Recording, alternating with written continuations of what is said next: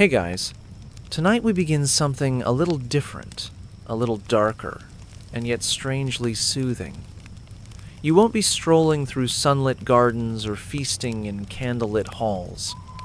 Instead, you'll find yourself descending into a place where even time hesitates a medieval dungeon. This isn't the grand, echoing prison from tales of knights and dragons. This is damp stone, stale air, and silence so thick it clings to your skin. This is about survival, not in battle or glory, but in the slow, quiet erosion of hope. But don't worry, you're not going through it alone. I'm right here with you. So, before you get comfortable, take a moment to like the video and subscribe, but only if you genuinely enjoy what I do here.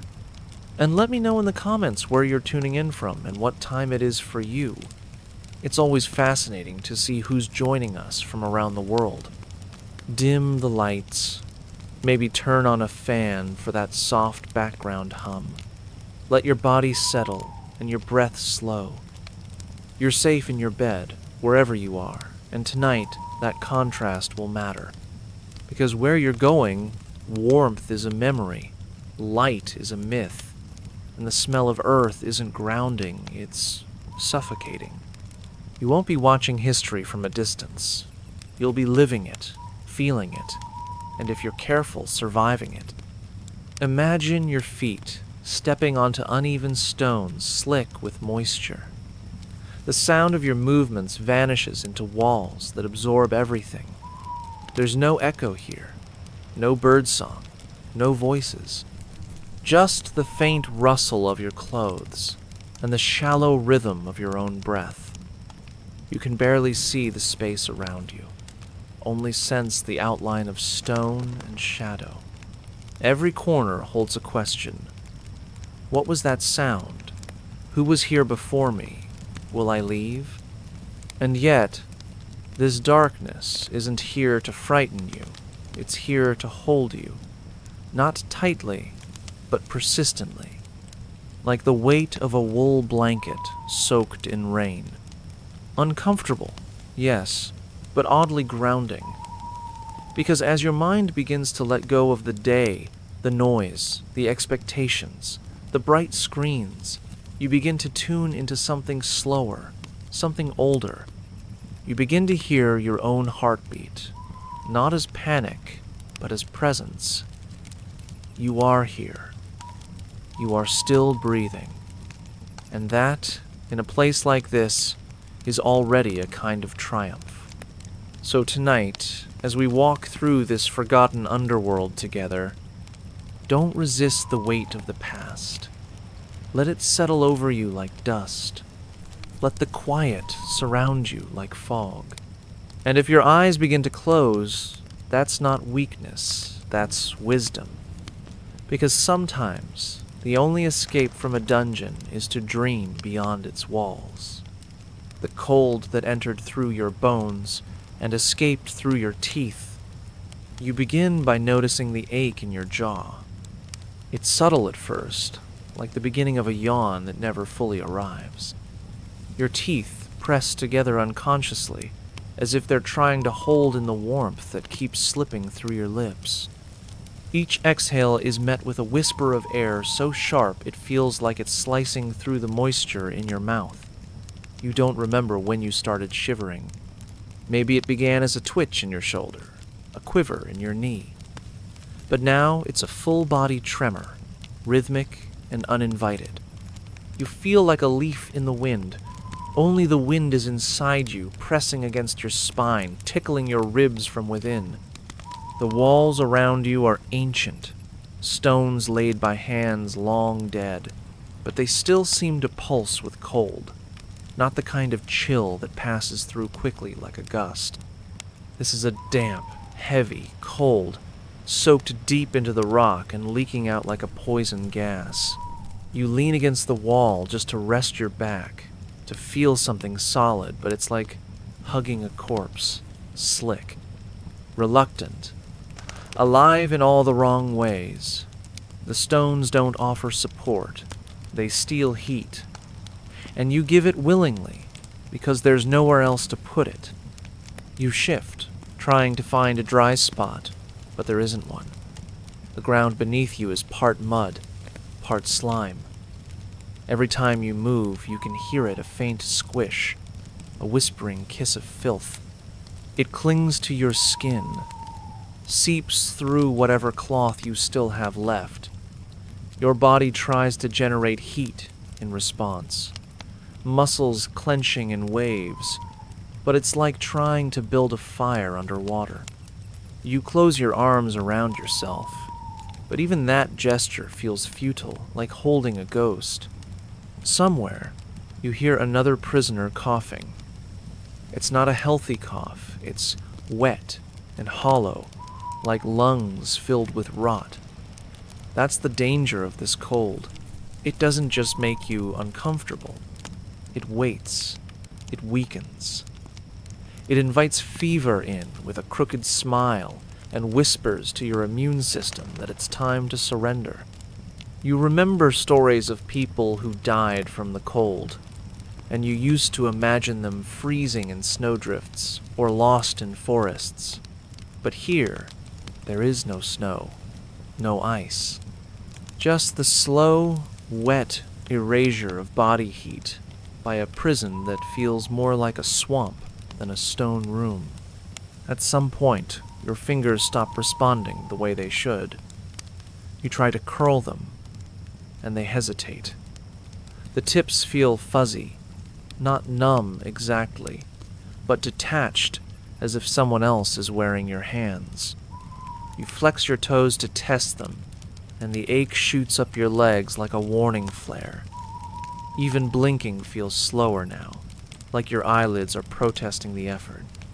And there's a moment, just before sleep, or what passes for it when your body shivers so violently that your teeth knock together like castanets. It's almost comical. Almost. But laughter has no place here. Not when the cold feels like a punishment crafted by nature itself. It's intimate, unavoidable, a partner in the dance of decay. You wonder how long it's been. A day? A week? Time doesn't mean much in the dark. What you do know is that your body is no longer yours. It's a battleground, and the cold is winning, not with speed or strength, but with patience. It simply waits for you to give up. And deep down, a part of you already has. When the smell of hope was the same as sewage, you learn not to breathe too deeply. At first, it's instinctual. You wrinkle your nose, you turn your head, you try to find some corner of the air that hasn't been claimed by rot. But eventually, you realize that there's nowhere to hide. The stench is everywhere. It's not a smell that floats, it clings, thick and low, like a fog made of waste and despair. It sinks into your clothes, your skin, your hair.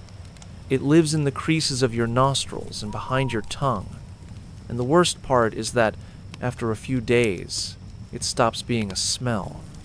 It becomes a presence, something you carry inside you. There's a pit in the corner of your cell. You call it a latrine, but that's generous. It's just a hole. Shallow, poorly dug, and far too small for the needs of more than one prisoner. But there's no privacy here. You squat beside it while someone else eats. You relieve yourself while another groans nearby. The rats have learned its location, and they're not shy. They watch you. They dive into it when you're done. Sometimes you hear them fighting in the muck, a wet, smacking sound that reminds you of chewing. It's a reminder that nothing goes to waste in this place, not even waste itself. The odor is layered. It's not just human excrement. It's mold from the ceiling. It's sweat soaked into straw that hasn't been changed in months. It's the sour tang of unwashed bodies, of infected wounds, of blood that dried too slowly. There are days when it seems to thicken the air, making each breath feel like you're drinking something foul. Some prisoners try to fight it. They tie rags around their faces, press their noses into their sleeves, even smear mint leaves beneath their nostrils if they're lucky enough to have any. Others simply surrender. They say that after 5 days, the smell stops going through your nose. It goes deeper. It starts to settle in your lungs. And once it's there, it transforms. Not into something better, but into something worse.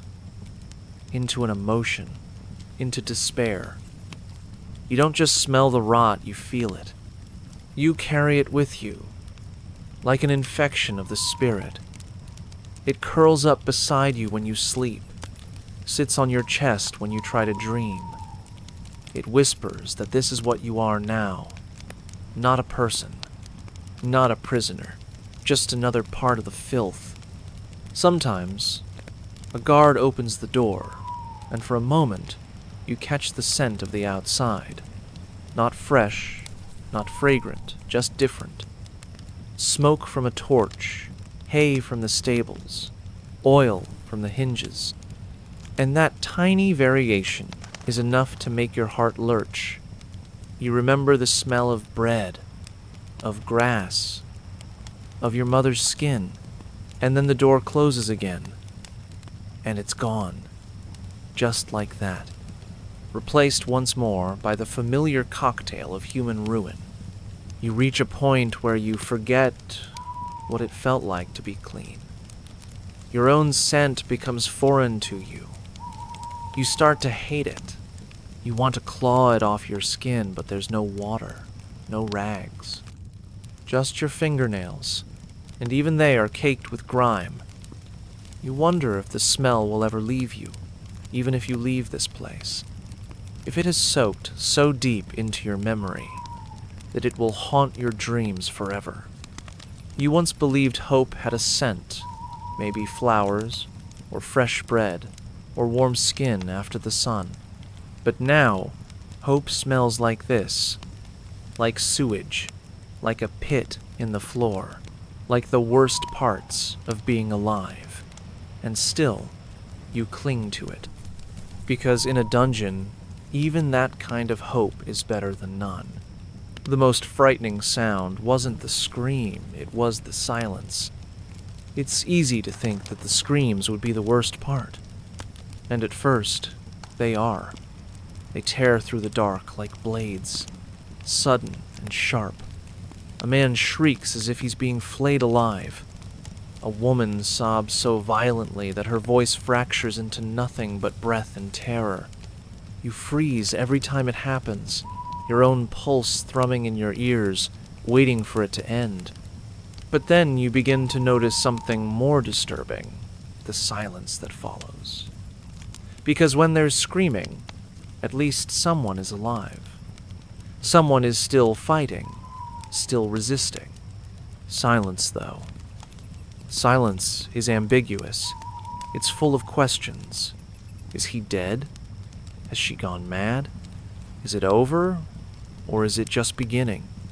Silence in the dungeon is not empty. It's full, oppressive, saturated with tension. You can hear the faint rustling of straw, the quiet drip of moisture from the ceiling, the shift of iron as someone rolls onto their side. But these sounds aren't comforting. They're reminders that you're not alone, and yet you might as well be. There's a moment each night when everything stills. No coughs, no chains, no prayers. Not even the rats dare to scurry. It's a void so complete it presses against your chest. Your own breath becomes loud, unfamiliar. And your heartbeat, normally ignored, turns into a thunderous rhythm pounding in your ears. You begin to dread that silence more than anything else. It becomes a kind of countdown. What comes next? The creak of the cell door? The shuffle of boots? The sudden pain of being dragged into the lightless corridor? Or nothing at all? Just more hours stacked on top of hours. Time looping in the dark until even fear starts to feel monotonous. And yet, somehow, that monotony is preferable to the unknown. Because silence doesn't just mean nothing is happening. It means something might. Your mind plays tricks on you. In the silence, you start to imagine things. A sigh that wasn't there. A breath that didn't belong to you. A whisper from a cell that you thought was empty. You hold your breath, trying to hear better, straining for proof that you're not imagining it, but that's when it happens. That moment where your own heartbeat is louder than the world, and it becomes unbearable. You want a noise, any noise, a rat, a groan, a whisper, anything to break the silence. Anything to confirm that you're not already gone. There's something cruel about how silence behaves in a dungeon. It's not the absence of sound, it's the presence of waiting, of expectancy. It's as if the walls themselves are holding their breath, watching, waiting for you to crack. And sometimes, you do. You mutter something, anything, just to hear a voice, your voice. Proof that you still exist. Some prisoners hum tuneless melodies. Others talk to themselves, or to God, or to the stones. Not for comfort, but for confirmation. Because when the silence stretches too long, you begin to doubt even that. You would think you'd grow used to it, that eventually silence would become a kind of companion. But it never does. It remains foreign, uncanny, heavy, and each night, when the dungeon falls still again, you're reminded that the most terrifying part of this place isn't what you hear, it's what you don't. How food turned people into slow and grateful dogs. Hunger doesn't announce itself with fanfare. It begins quietly, a gnawing in the belly, easily ignored. But in a dungeon, food isn't just scarce, it's a performance. A ritual that dictates your rhythm, your hope, your very sense of identity. You don't eat to live. You wait to be reminded that you are still someone they think deserves a mouthful of something. Anything. The meal arrives, if it arrives, in clatters and insults. A tin bowl shoved through a slit in the wall. A heel of bread hurled like trash. A thin gray soup that smells like water someone whispered vegetables into. And you take it. You always take it. There's no shame left around the food. A prisoner will stare at your bowl as you eat, eyes tracking every bite, nostrils flaring with imagined flavors. And you don't hide it. You let them look. You understand. Because you've done the same. There's a strange reverence for the act of eating, the way your fingers curl around a crust of bread, the way your lips part slowly, afraid the taste might vanish before it begins, the way your jaw works, sluggish and soft, trying not to squander a single chew. Some chew slowly, deliberately, as if savoring a final joy. Others devour like animals, not because they lack manners, but because they no longer believe in waiting. The bread is hard, not stale ancient, baked long ago and left to fossilize. It scrapes the roof of your mouth, splinters your gums, but you chew anyway, because the pain is better than the emptiness. The soup, when it's not simply water, tastes of roots and ashes. It offers no nourishment, just temperature. Warmth that reaches your stomach and stays there for an hour, pretending to be sustenance. And water? If you're lucky, it comes from a bucket that hasn't grown too much slime. If not, rain. Rain that leaks through cracks and is caught in cupped hands like treasure. Gratitude becomes your instinct. You stop thinking about what food is you, think only about what it means. It means another day you weren't forgotten. It means another hour you might stay upright. It means your body hasn't yet been declared unnecessary. And that means something. It has to. You see, some prisoners close their eyes as they swallow, not in prayer, but in something quieter. A private moment of survival. Others murmur thanks aloud, not to the guards, not to God, but to the food itself, as if the crust of bread saved them. And, in a way, it did. Hunger changes your posture. It bends your spine, slows your walk, fogs your mind. You begin to dream not of escape, but of meals you once took for granted. A boiled egg, a bowl of porridge, a piece of cheese, soft and yellow. The mind serves you menus at night, lavish and unreachable, and you wake with saliva drying on your lips and disappointment sitting on your tongue. Sometimes, you try to recreate flavors. You chew your tongue, you gnaw your own shirt, you lick the inside of the bowl, chasing the memory of salt. They say food brings people together. In the dungeon, it pulls people apart. You'll trade anything for another bite. A secret, a favor, a shred of dignity. One prisoner traded a story about his wife for a spoonful of broth. Another gave away his last dry cloth just to smell someone else's bread. These aren't transactions, they're acts of desperation disguised as commerce. And no one judges, because you would do the same. Eventually, you stop waiting to be full. That's not a goal here. You aim only to not be hollow, to not feel your stomach scraping against your spine. And when the food comes, no matter how revolting, no matter how meager, you take it with both hands and hold it like a blessing. You eat like someone being watched, like someone who remembers what it was like to eat with company. But mostly, you eat like a creature who knows this might be the last thing you taste, and somehow that makes it sacred. The only light came from memory, and it was treacherous. In the dark, your eyes search for anything, a shimmer, a glint, a line where shadow breaks. But there is nothing, just the black, absolute and alive, pressing against your retinas until they begin to hallucinate. Patterns, shapes, imagined fires. You blink and rub your eyes, but the darkness stays, persistent and heavy. In that void, your mind begins to betray you. It opens a door you didn't mean to knock on. Memory. You start to see not what's around you, but what you left behind. The glow of a candle at home. The curve of sunlight on a wooden floor. The soft reflection of someone's eyes. Someone who used to speak your name. These memories are not gifts.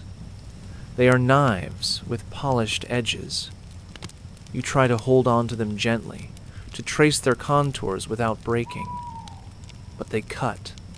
A familiar laugh, suddenly remembered, turns into a sob caught in your throat. The warmth of a shared meal becomes unbearable when contrasted with the cold metal bowl at your feet. You try to push the thoughts away, but they slip in through the cracks. Memory becomes your only light, and that's what makes it dangerous. Because light reveals. And in revealing what you had, it reminds you of everything you've lost. There are nights when you remember a scent. Soap, cinnamon, rain on dry earth. You clutch that memory like a child holds a favorite toy. You wrap it around your body like a blanket that isn't there. But then, the dungeon interrupts. The reek of mold, the sting of waste, the breath of another prisoner, these drag you back. They pull the memory down into the mud and crush it. And suddenly, the comfort turns into torment. Because it's not just that you're without those things now, it's that you once had them. And having known warmth, kindness, sunlight, makes their absence unbearable. Some try to forget. They say it's better that way. That remembering the outside world only feeds the pain. So they erase faces, names, moments. They let go. Not because they're stronger, but because they're drowning, and memories are heavy.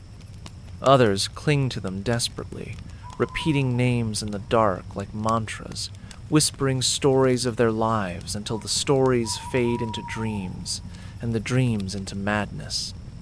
You hear a man murmuring, "She wore blue," over and over. He never says who she was, just the color. That's all he has left. You find yourself walking a tightrope, remember too little, and you lose yourself. You become another shadow among many. A breathing ghost, remember too much, and you break. You weep for a window you once looked through.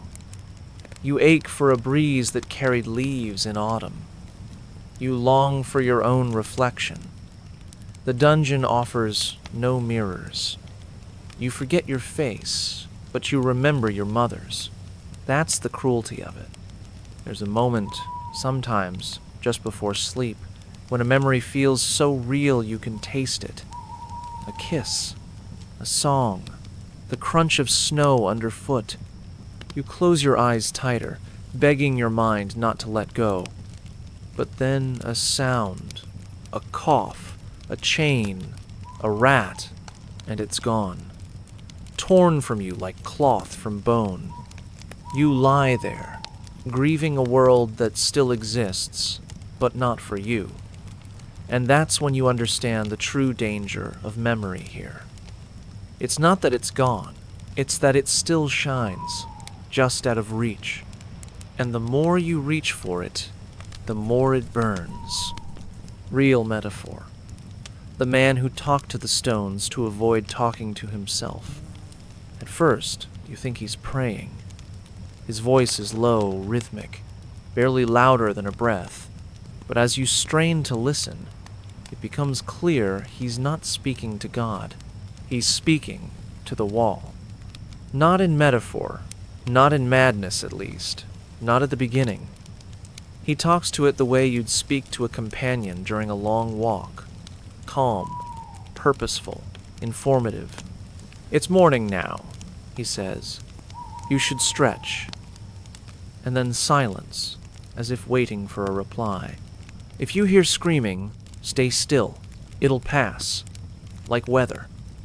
You lie there, your back to the stone on your side of the cell, and you wonder how long he's been doing this. You wonder how long it takes before the wall starts answering back. He gives the stones names. Petra, Mare, Old Thomas. He thanks them when they don't leak. He scolds them when they're too damp. He leans his forehead against them as if asking for forgiveness. It should seem ridiculous, but it doesn't. Not here. Not when days bleed into nights and thoughts echo so loudly in your own head that you fear their sharpness. His muttering becomes a soundtrack.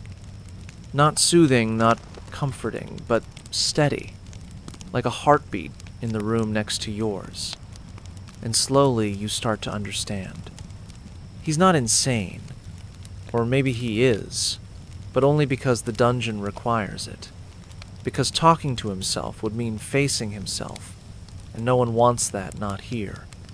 There's a kind of logic in what he does. The stones won't betray him. They won't ask why he's here or what he did. They won't remind him of what he's lost. They just exist, solid, predictable, cold, yes, but dependable in their indifference. So he fills that void with voice, instructional sometimes. Breathe slow now, don't panic. Reflective at others. I miss the sound of bells. Do you remember bells? You find yourself listening more closely. Not because the content matters, but because it fills the silence that used to eat at you like mold. He doesn't ask for replies, but you begin to wonder what would happen if he got one. If one night, in the dead quiet, the wall said something back, not in words, maybe, but in a shift of air. A creak, a crack. Would he be afraid, or would he simply nod, as if it had been long overdue? You lie awake, imagining it. Not because you believe it will happen, but because belief isn't the currency here. Imagination is. And survival often depends on the stories you're willing to tell yourself. Some prisoners mock him. They laugh, whisper imitations, call him names. But not for long. Not after they catch themselves mouthing words to the darkness. Not after they find themselves whispering apologies to the stone after bumping into it. Not after they realize that madness in the dungeon isn't a sudden break, it's a slow slide. And once you start down that slope, any form of companionship becomes a handhold, no matter how cracked or cold. In the end, the man's voice becomes familiar, like a lullaby sung by someone who no longer knows the words, but hums the tune anyway. And, though you never see his face, never learn his name, you feel something when he speaks. Not comfort exactly. Something smaller, something quieter. A reminder that in a place designed to erase you, even a whisper to a wall can become a declaration, I am still here. I am still me, for now. The fatal mistake of moving too much at night. You learn quickly that stillness is safety. In the dungeon, movement is a kind of gamble.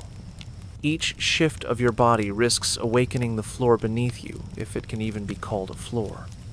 It is a patchwork of old stone, dirt, remnants of bones, dried feces, and other textures you stop trying to identify. You feel it with every inch of your skin as you lie down. Every twitch becomes a question. Will this be the one that scrapes your heel against a rusted nail? Will your elbow find the jagged edge of a forgotten shackle?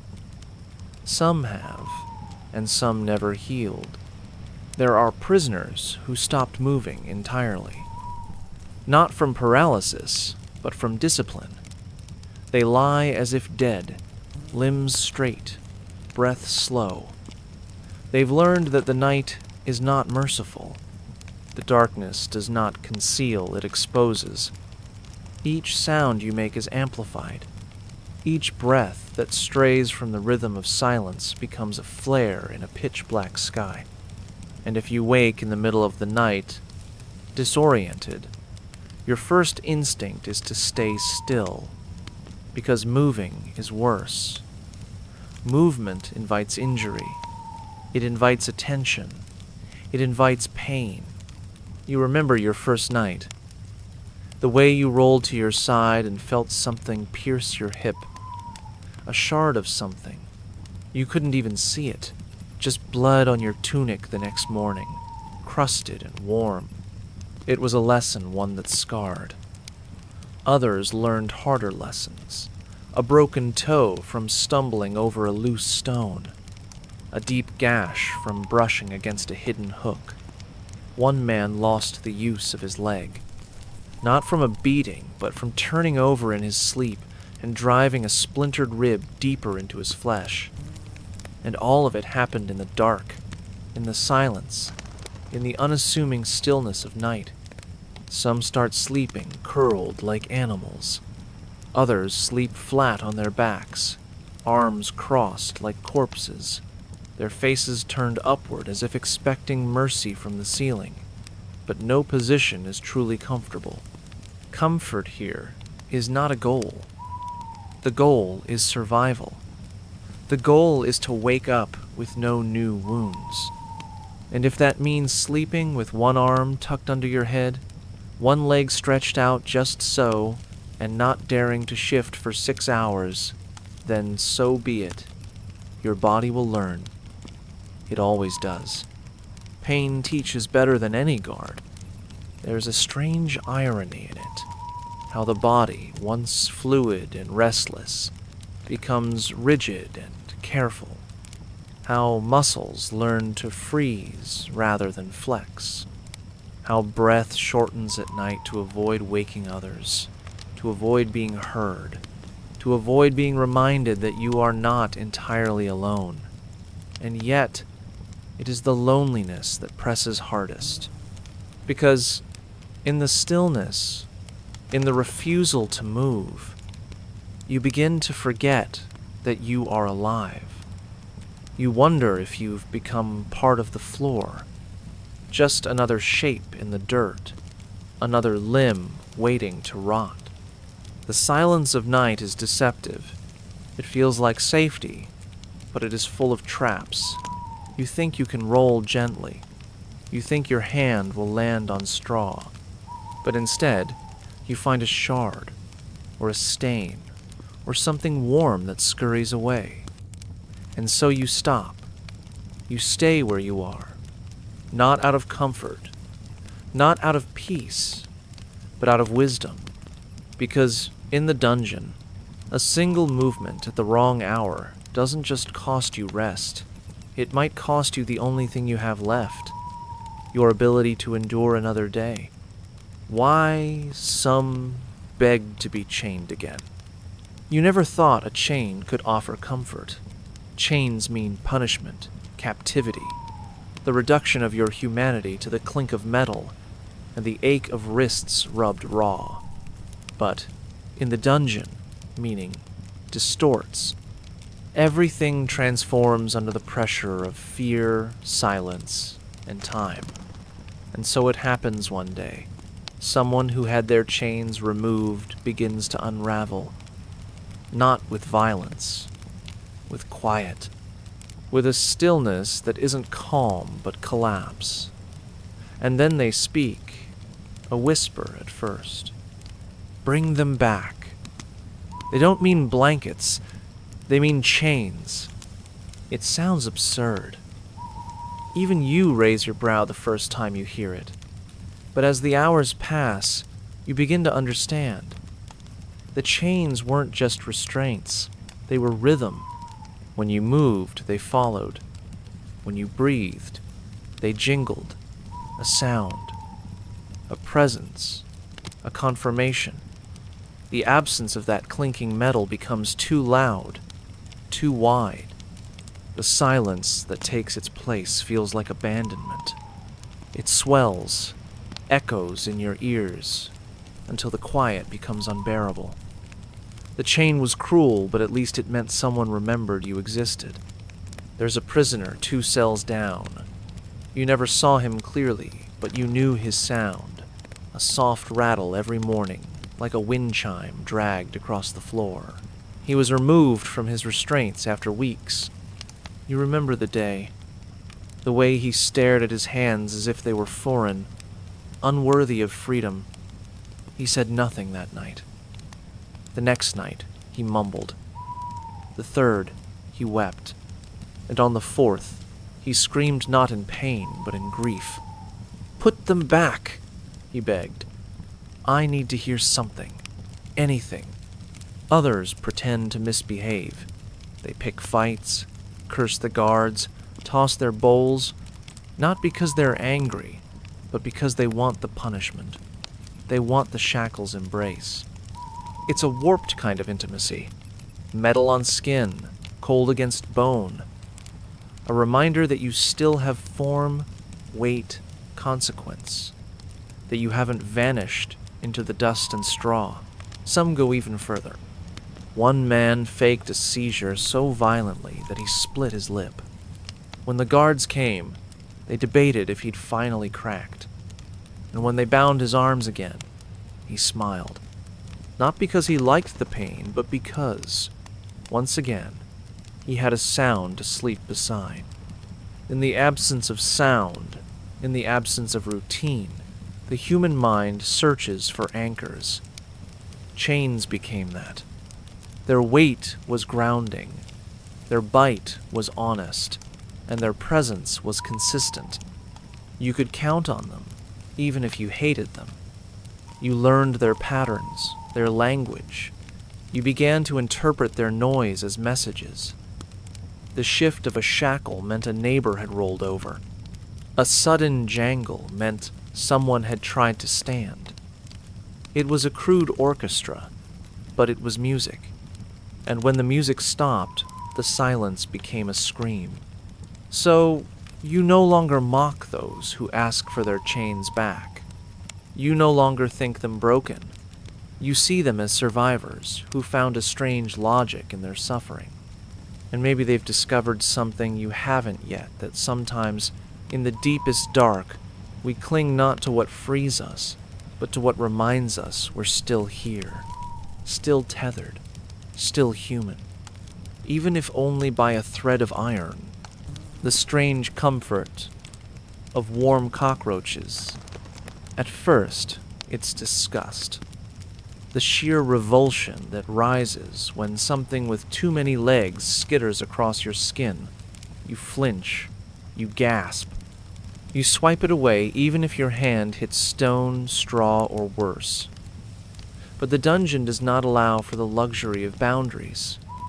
Over time, everything changes. You stop reacting. Your body becomes a shelter, not just for your spirit, but for things you once would have crushed without hesitation. And one night, in the bitter cold, a cockroach crawls over your chest and doesn't run. It lingers. You don't know why. You don't care. You simply don't move, because its body is warm. And in that moment, so is yours. You begin to understand why some prisoners give them names. They become characters in a drama no one else can see. Little scuttling visitors that break the monotony of hours so silent they hurt. "That one's Edgar," someone once said through the wall. "He likes toes." You laughed barely, and then you watched. And when Edgar, or something like him, made his way across your arm, you didn't slap it away. You welcomed him, because Edgar was alive. Edgar had purpose.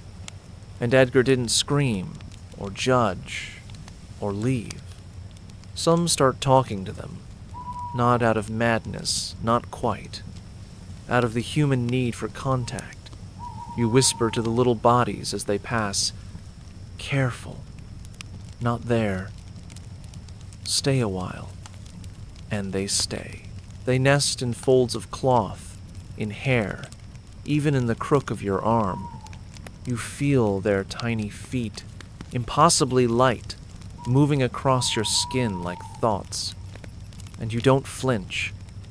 You begin to long for their return, not for company, but for sensation, for the proof that something still moves in this tomb. In winter, or what passes for winter underground, their presence is more than metaphor. It's physical. They generate heat, slight but real. A cluster of them beneath your shirt feels like a pocket of life. You close your eyes and pretend it's something else. A cat curled on your chest. A child breathing against your back. A memory that once had weight. You know it's not real, but the fantasy offers comfort. And in this place, comfort is the rarest currency of all. Some prisoners form routines around them. A bit of crumb placed deliberately in the corner. A whispered ritual. A gentle stillness, hoping not to scare them off. One man claimed his cockroach would return each night at the same hour.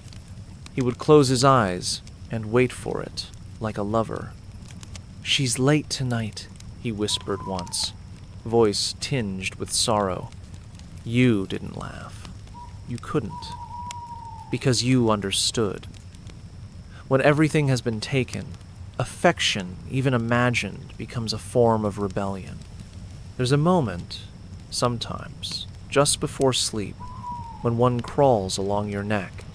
You feel it pause, as if considering something, and you don't move, you don't breathe, Because in that second, you are no longer entirely alone. It's absurd, it's filthy, but it's real. And when it moves on, disappears into the cracks, you miss it deeply, profoundly, like the loss of something tender. So yes, the dungeon teaches you to befriend the grotesque, to redefine what comfort means. And if that means hoping for cockroaches in the night, so be it. They are not saviors. They are not miracles. They are reminders that something still moves, that warmth can still be found in unexpected places, and that even the lowest creatures, in the darkest hours, can become sacred. How teeth became weapons and then memories. In the beginning, your teeth are tools of survival. You use them for what little food arrives, gnawing at crusts so hard they draw blood from your gums. You tear through cloth with them when your hands are too frozen to cooperate. You hold twine in place between your molars while your fingers fumble to knot it. You chew bits of wood, not because they nourish, but because they distract. But the dungeon does not care for preservation. Time corrodes everything, especially the body.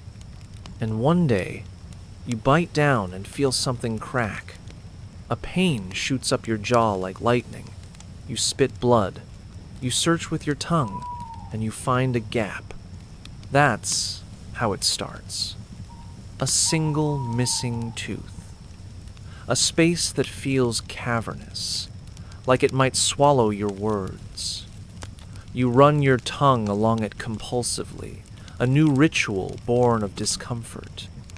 It affects how you speak, how you breathe.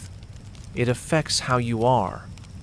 Others notice, too, not with words, but with glances. They see you wincing as you chew. They hear the whistle that now escapes your mouth when you whisper. It's not judgment, it's recognition. Everyone's teeth are giving way, because there's no calcium, no care, no reason for your body to protect what it no longer considers essential. You begin to understand why some prisoners use their teeth as weapons, not just figuratively, literally. One man bit into the leather of his own shoe until it tore. Another tried to chew through a rope binding his wrists. Some attempt to gnaw the edge of their chains, not out of hope, but out of fury, desperation, protest. Teeth become symbols of defiance. They are the last sharp things the dungeon can't remove easily, and so they are used until they aren't, until they fall out, until they crack, splinter, rot. You spit one out and stare at it. White, stained, jagged. It looks like a piece of bone, and it is. Your bone, your history. Something that once was rooted deep within you. Some keep them, in cloth, scraps, in corners of the cell, like relics, like souvenirs. Not because they're beautiful, but because they are proof. Proof that they were once whole. Proof that something of them resisted. You do the same. When your second tooth falls, you hide it beneath the straw. When your third drops, you hold it in your palm for an hour. You think about burying it, about naming it, about giving it a story. This one broke while eating. This one snapped from cold. This one was ground down by fear. You stop smiling. Not that there's much reason to. But even if there were, you wouldn't. The gaps feel too big, the pain too constant. Talking becomes harder. You mumble, you whisper. You let others guess your meaning. Because the mouth, once a place of expression, has become a battlefield. Raw, scarred, fragile. And yet, in its quiet, it holds memories. The taste of bread, the flavor of salt, the softness of lips pressed against yours, long ago, the warmth of laughter, all of it now unreachable, all of it remembered only through absence. And when you sleep, you sometimes dream of chewing, of biting into something real, something that yields, that satisfies. An apple, a piece of meat. You wake with your jaw clenched, your gums aching. You reach for a tooth that is no longer there, and you realize it's not just your body that is changing. It's yourself, slowly, quietly. The dungeon doesn't just strip away your freedom. It takes your edges, your tools, your bite, and all that remains is memory, sharp, fleeting, and too soft to hold. The private sadness of seeing the sky without being able to touch it. There are moments, rare and disorienting, when the dungeon allows a glimpse upward. A sliver of sky, barely wider than your thumb, cuts through the darkness like a wound. It's often set high in the wall, too far to reach, framed by iron bars or chipped stone. At first, it feels like hope. You catch sight of a cloud drifting lazily by, a slice of blue, maybe even a star on a clear night, and for a second, your heart stirs. You are reminded that the world still turns, that time still moves, that somewhere above, people are walking streets, lighting candles, speaking names aloud. But then it passes. The sky continues on, and you are still here. It is a cruel kind of beauty, the sort that offers nothing but longing. You lie on the floor, head tilted back, eyes locked on that distant patch of freedom, but the light that spills in doesn't warm. It doesn't reach your skin. It teases you, painting shadows that vanish before you can grasp them. The dungeon seems to know what it's doing. It lets the sky in just enough to break you slowly, to remind you of what you cannot have. A breeze that brushes across the opening but never touches your face. A beam of moonlight that illuminates the filth on the floor but not your own reflection. You start to measure days by that light. Not in a structured way, just a sense. You feel when it's strongest, when it vanishes, when it returns. It becomes a kind of calendar, a cruel clock without hands. You count the cycles not to mark progress, but to know you haven't stopped existing, that something beyond the stone still moves. But even that, eventually, becomes a kind of torment, because the sky doesn't care. It watches without sympathy. The clouds roll by, indifferent to your stillness. The stars blink, never pausing. The world continues to exist without your participation, and that hurts more than hunger. There's a prisoner who talks to the sky. He crouches beneath the slit in the wall and recites things, weather reports, dreams, memories. It smells like rain, he says, even when it doesn't. Tell me what it's like today, he laughs to himself. Not because it's funny, but because it's the only sound he has left to offer. You listen from your cell, not to mock, but because his words fill a space. They shape the silence.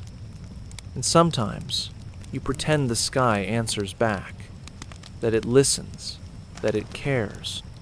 You once thought the sky was limitless, that it belonged to everyone. Now you know better.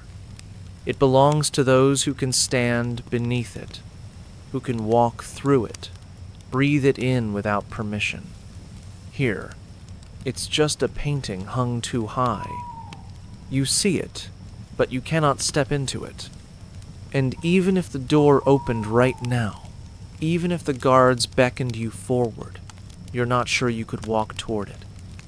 Your legs might fail, your eyes might burn, your mind might refuse to believe it's real.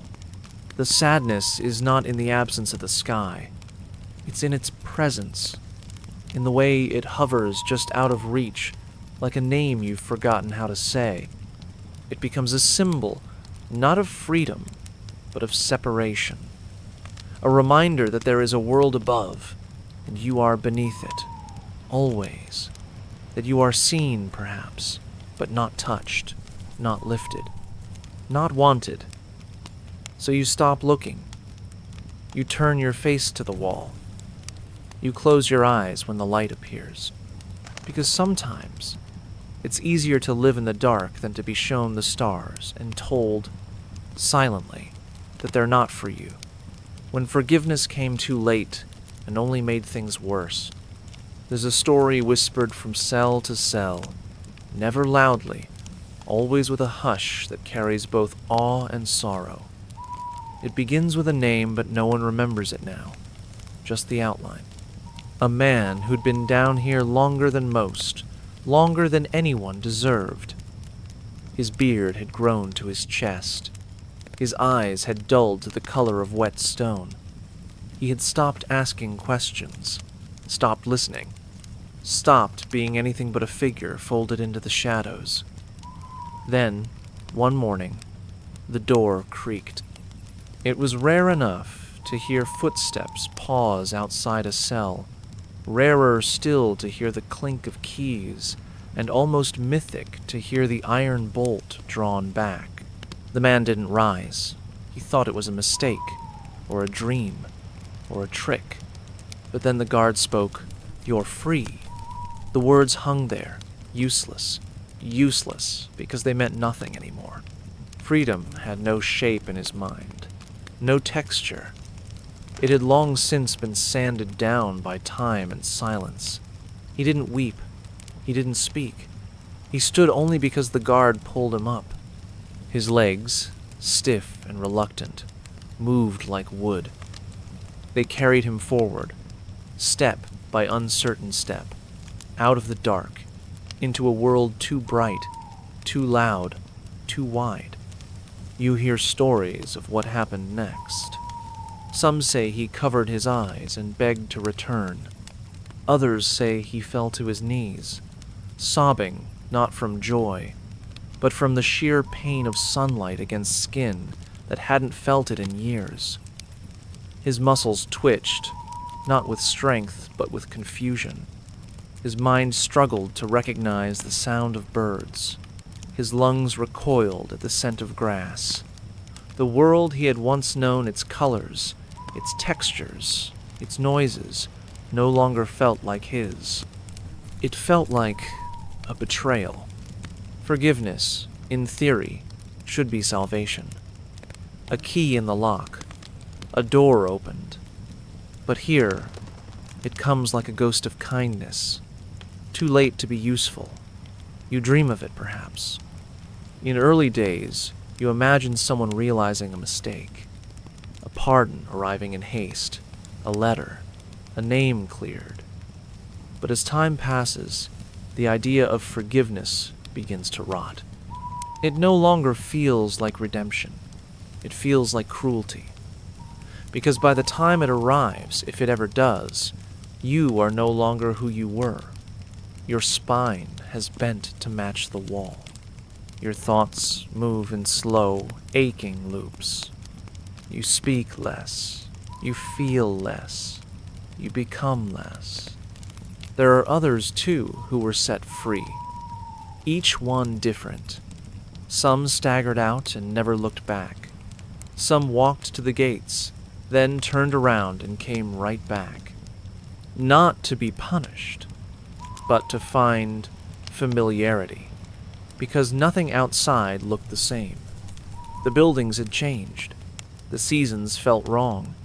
People spoke differently. And inside themselves, they felt unfinished, untethered. You cannot just rejoin the world after the world has erased you. It's like trying to wear someone else's skin. And so, the dungeon becomes not just a place, but a state of being. You wonder, sometimes, if freedom would even feel like rescue anymore, or if it would be just another shock to the system. Another sound too loud, another light too sharp. You imagine walking into a room filled with people and feeling more alone than you did in your cell. You imagine trying to sleep in a bed and longing for the straw. You imagine hearing laughter and feeling only the weight of what you missed. That is the true tragedy of late forgiveness. It doesn't bring peace, it brings dissonance. A collision between who you were and what you've become. So when someone whispers that a prisoner was freed today, you don't cheer, you don't hope, you fall silent. You nod slowly, and you think about the man with no name, walking under the sky with his head bowed, not in reverence, but in mourning. Because sometimes, the worst kind of punishment is realizing that freedom has forgotten how to feel like home. The secret pact between the eyes and the darkness. You resist it at first. The absence of light is unnatural, oppressive. You blink, you squint, you try to force shapes out of the void. You wave your hand in front of your face and see nothing, feel only the ghost of motion. The darkness is not a lack, it is a presence, thick and constant, pressing in around you, sealing you off from the world you used to know. And for a time, your eyes keep fighting. They dilate, adjust, scan the shadows for movement, for contrast, for hope. But there is none. The stone absorbs everything. Even memory begins to lose color. Eventually, your vision changes, not by growing sharper, but by giving up. Your eyes stop searching. They learn that there is nothing to find. They begin to relax into the black, like tired guards finally leaving their posts. And in that surrender, there is a strange peace. You lie there in the dark, eyes open or closed. It makes no difference. You stop noticing. And in some way, that blindness feels like relief. You are no longer taunted by outlines or false glimmers. The world becomes uniform, honest, unchanging. Some prisoners talk about seeing things that aren't there.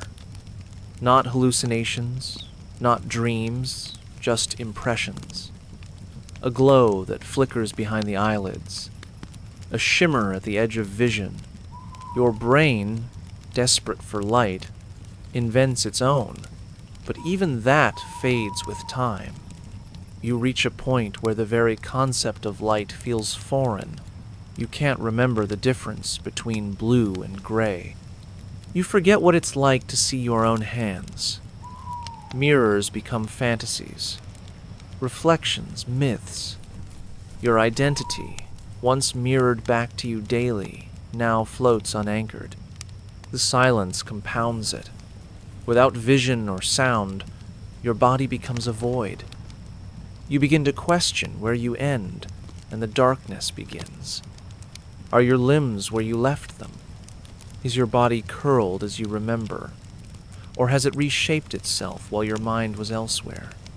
The only confirmation of your existence is the sound of your breath, the occasional stretch of bone, the rustle of straw. You cling to those. They are your anchors, your proof. But even they fade in urgency. You begin to drift. Some make a ritual of it. They lie on their backs and stare upward, into nothing, waiting for the eyes to settle into their pact with the dark. "Don't look," a man whispered once. "There's nothing there, and looking hurts." He meant it metaphorically, but you understood it physically. Looking hurts. It strains. It hopes. And hope, in a place like this, is dangerous. So, you stop.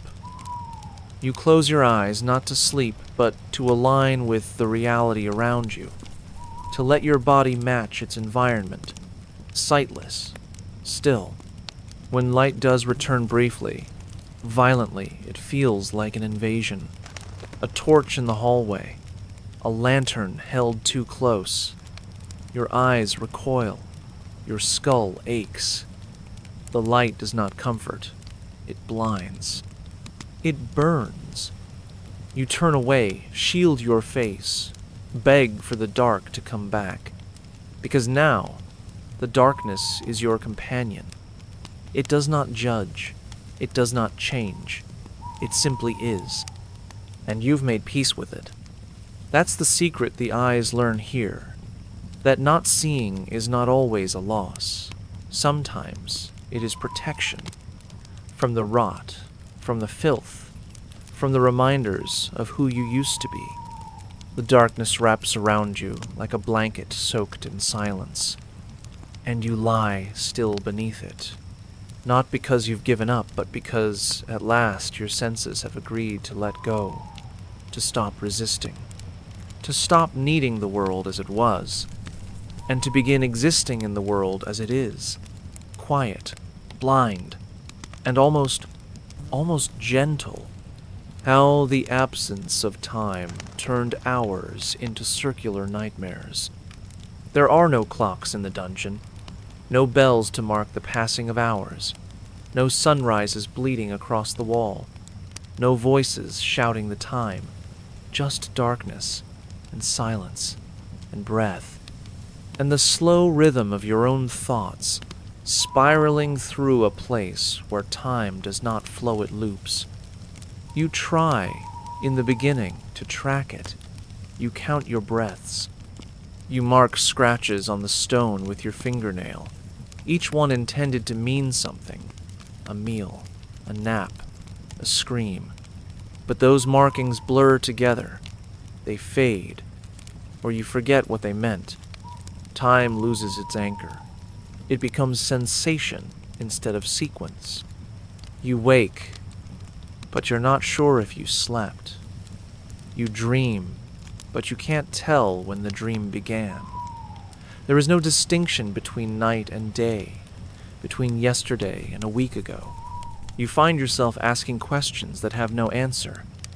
How long have I been here? Did that happen today? Was I always this way? The walls don't respond. Neither does your body. You lie there, blinking into nothing, and wonder if the last meal was real or imagined. If the scream you heard earlier was from this life or another version of you, one that existed 10 years ago or 10 minutes. Prisoners lose track. You see it in their eyes. They speak slowly, not because they're tired, but because they are uncertain of their words, unsure of when things happened, or if they happened at all. One man insists he was arrested last week. He looks like he's been here for years. Another says he's been here forever, but his face is still smooth, untouched by time. You want to correct them, but what would you say? What can you offer in a place where every second feels like an echo of the one before it? The dreams are the worst part. They don't feel like dreams. They feel like memories stitched together with shadows. You dream of walking out, of seeing your home, of holding someone's hand. And then you wake and the memory is still there. It clings. It makes you doubt your doubt. Was that real? Did I live that? You touch your face, expecting to find tears, or mud, or blood. But your fingers return with nothing. And yet the feeling lingers. A haunting, senseless blend of reality and imagination. Eventually, you stop trying to tell the difference. It's safer that way. Easier. You surrender to the rhythm of the place, which is no rhythm at all. You sleep when your eyes demand it. You eat when food arrives. You count only what repeats. The rattle of a chain, the cough from the next cell, the sound of your own joints cracking as you shift. You start to feel less like a person moving through time, and more like an object caught in it, like a leaf circling a drain that never reaches the bottom. Some say this is what drives prisoners mad. Not pain, not hunger, but the lack of time, the lack of sequence. Because without it, there is no progress, no healing, no goal, just endless now. And the now here is heavy, thick, stale. It wraps around your lungs and makes every breath feel borrowed. Every thought feels like a repetition. Every story you tell yourself sounds familiar, as if you've already said it 100 times, even if you never have. And so, you lie still. You stop asking how long it's been. You stop trying to remember what came first. You accept that this moment is the only one that exists, and it will repeat itself again and again until your mind softens into silence. The dungeon doesn't kill you with violence. It kills you with infinity. One loop at a time, one breath at a time, until time itself forgets your name, and you forget it too. The finger code. How prisoners communicated without being heard. In a place where speech can bring punishment and silence feels like suffocation, the need to speak doesn't disappear. It simply changes form. You learn to communicate, not through voice, but through touch. The walls are thick, but not thick enough to block every vibration. You lie close, cheek pressed to damp stone, listening. And if you're lucky, if your cell shares a border with another, you begin to notice patterns, soft taps, a gentle scrape, a rhythm so subtle it could be mistaken for rats or shifting straw. But it's not. It's language, crude, precious, alive. It starts with 1 tap, then 2, then 3. The codes are simple at first. 1 tap. I'm here. 2 taps. Are you? 3. Still breathing. It grows more complex with time, not because of need, but because of hunger for connection, for recognition. You develop a vocabulary of fingers. A brush means sadness. A knock means danger. A press and hold means don't forget me. There are no dictionaries, no grammar, just intuition and repetition, and yet it's more intimate than any spoken conversation you've ever had. The fingertips become instruments of survival. You sit with your back to the wall, hand resting gently where the stone meets the edge of your world, waiting. Some prisoners use nails, dragging patterns like writing. Others press knuckles or use the side of a fist. You respond carefully, aware that too much force might alert a guard. You find ways to disguise the sounds, coughing in rhythm, shifting straw with intention. The language grows richer, more poetic because it must, because it's the only kind that can still carry emotion. There's a woman you never see. Her cell is next to yours, or maybe above, depending on how the echoes bend. Her tap is delicate, precise. You think she was a musician once. You imagine her fingers dancing across keys or strings. Now they press against stone. One night, she asks 3 taps, pause, 1 long rub. Did you dream? You hesitate. Then you answer. 3 short knocks. Yes, you did. Of bread, of sunlight, of a voice calling your name. You don't know if she understands, but she replies anyway. A single heartbeat of pressure. Shared silence. Not all use the code. Some refuse, afraid of being caught. Some forget how. Others have no one to speak to. But for those who do, it becomes sacred. A ritual. a thread that connects cells like veins, pulsing with small, invisible affirmations. You begin to rely on it, to count on it. And when a day passes with no sound, no touch, no reply, the void that follows feels larger than the cell itself. You press your fingers harder. You whisper to the wall. You beg, quietly, just one tap. When it comes, eventually, you close your eyes and smile. Not because you're happy, but because you are not alone. Some prisoners even fall in love this way, not with faces, not with bodies, but with the rhythm of another soul, with the consistency of a tap at dusk, with the comfort of knowing someone else is counting the same breaths. It's not romance. It's survival shaped into tenderness, into routine, into hope, and in a place built to strip you of your humanity. Even a whisper through the wall is rebellion, a refusal to vanish.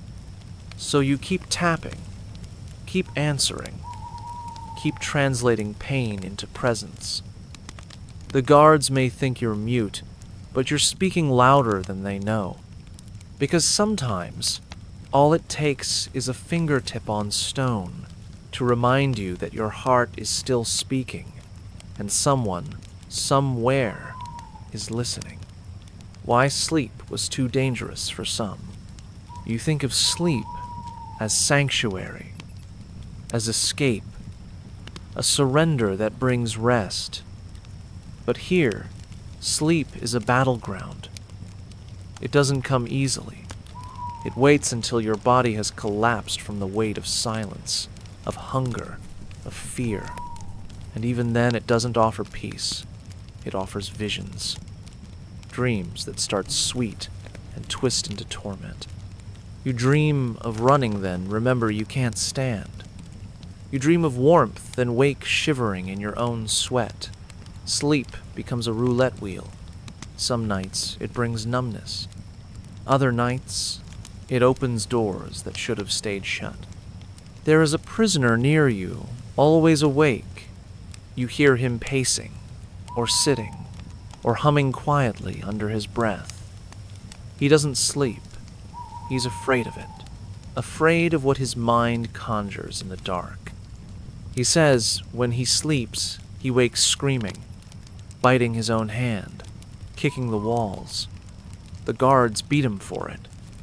So he tries not to sleep at all. He talks to himself, tells stories, recites names like a prayer. He whispers, "If I fall asleep again, I'll wake up as stone." You believe him because you've felt it too. The slow hardening of self that follows a night of vivid dreaming. Dreams in the dungeon are not soft. They are sharp, invasive. They remind you of freedom, of faces, of songs. They drag your mind back into what was, only to drop you again into what is. You wake with your fists clenched, your teeth grinding, your throat sore from screaming words you don't remember. You sit up, gasping, trying to shake the residue of memory. But it clings.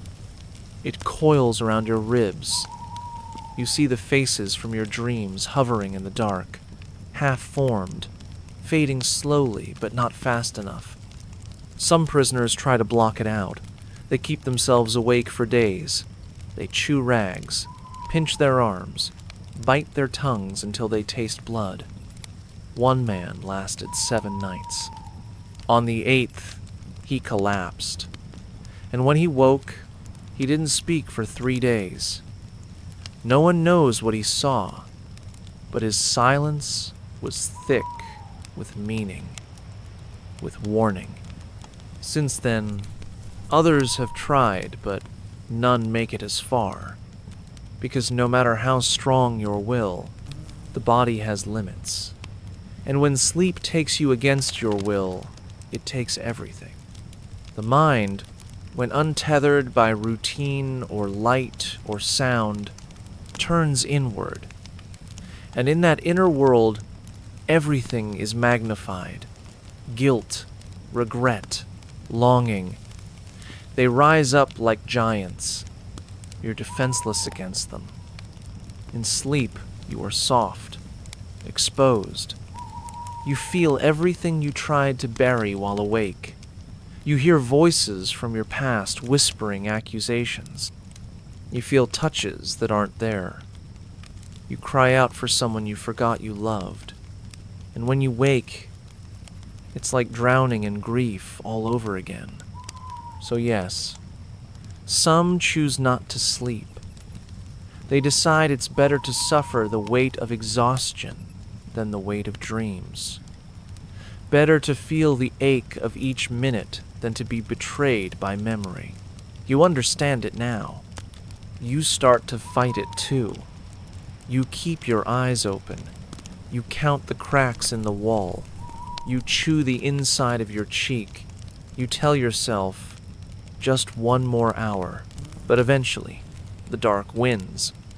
Your body shuts down, and the dreams return, patient and cruel, ready to remind you that in the dungeon, even sleep is not yours to trust.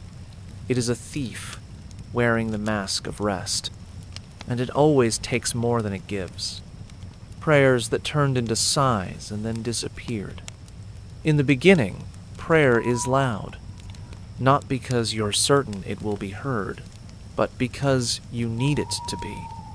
You whisper to saints, to ancestors, to gods with names you haven't spoken since childhood. You pray like someone knocking frantically on a door that never opens. You promise things, you confess things. You offer pieces of yourself in exchange for light, or food, or simply the absence of pain. In those early days, belief is something you cling to not because you're pious, but because it's structure. It's memory. It's a way of pretending you're not alone. The words come easily at first. Familiar phrases, worn smooth by years of repetition. You say them over and over. At night, in the cold, when the rats stir, when someone screams, when a guard's boots stop too close to your cell. You pray out of fear. You pray out of habit. You pray because there's nothing else to do. But slowly, something shifts. The urgency fades. The syllables begin to slur. The names of your gods start to sound strange in your mouth, like foreign words you're no longer sure how to pronounce. The prayers soften. They become sighs. Not petitions, not praise. Just breath passing through lips shaped by memory. You say the opening line, but forget the rest. Or maybe you don't forget, you just don't bother to finish. Because what once felt like a rope tied to the sky now feels like shouting into a cave. The echoes come back, but nothing else. No signs. No warmth. No change. And after a while, even the echoes stop feeling real. You notice others doing the same. Their voices, once strong with ritual, grow thin. Some switch to humming. Some speak to themselves instead. A few whisper old stories, lullabies, anything but prayer. Anything that doesn't require faith.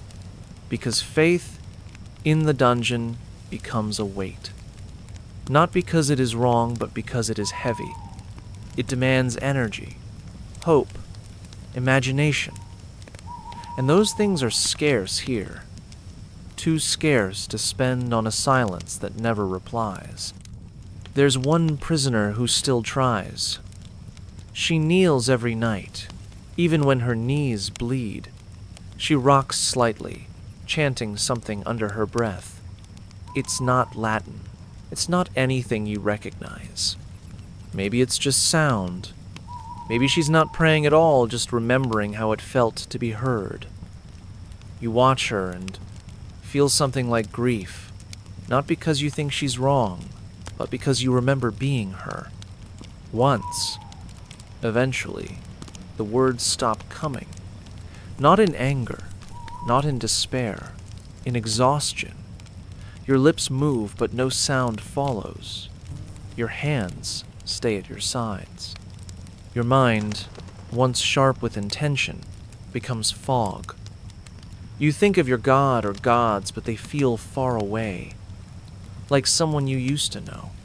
Someone who moved to another town, stopped writing, and eventually became a dream. You don't curse them. You don't even miss them. You simply forget what it was like to believe. And so, the cell is quiet. Your body is still. And where there used to be prayer, there is now only breathing. Slow. Shallow. Enough to say, I am still alive, for now. That is your new ritual. That is your only religion. And in a place where hope has no echo, that is more than enough. When insanity was kinder than hope. Hope is dangerous in the dungeon. It begins as a lifeline, a soft glow in the corner of your thoughts that says, hold on, someone will come.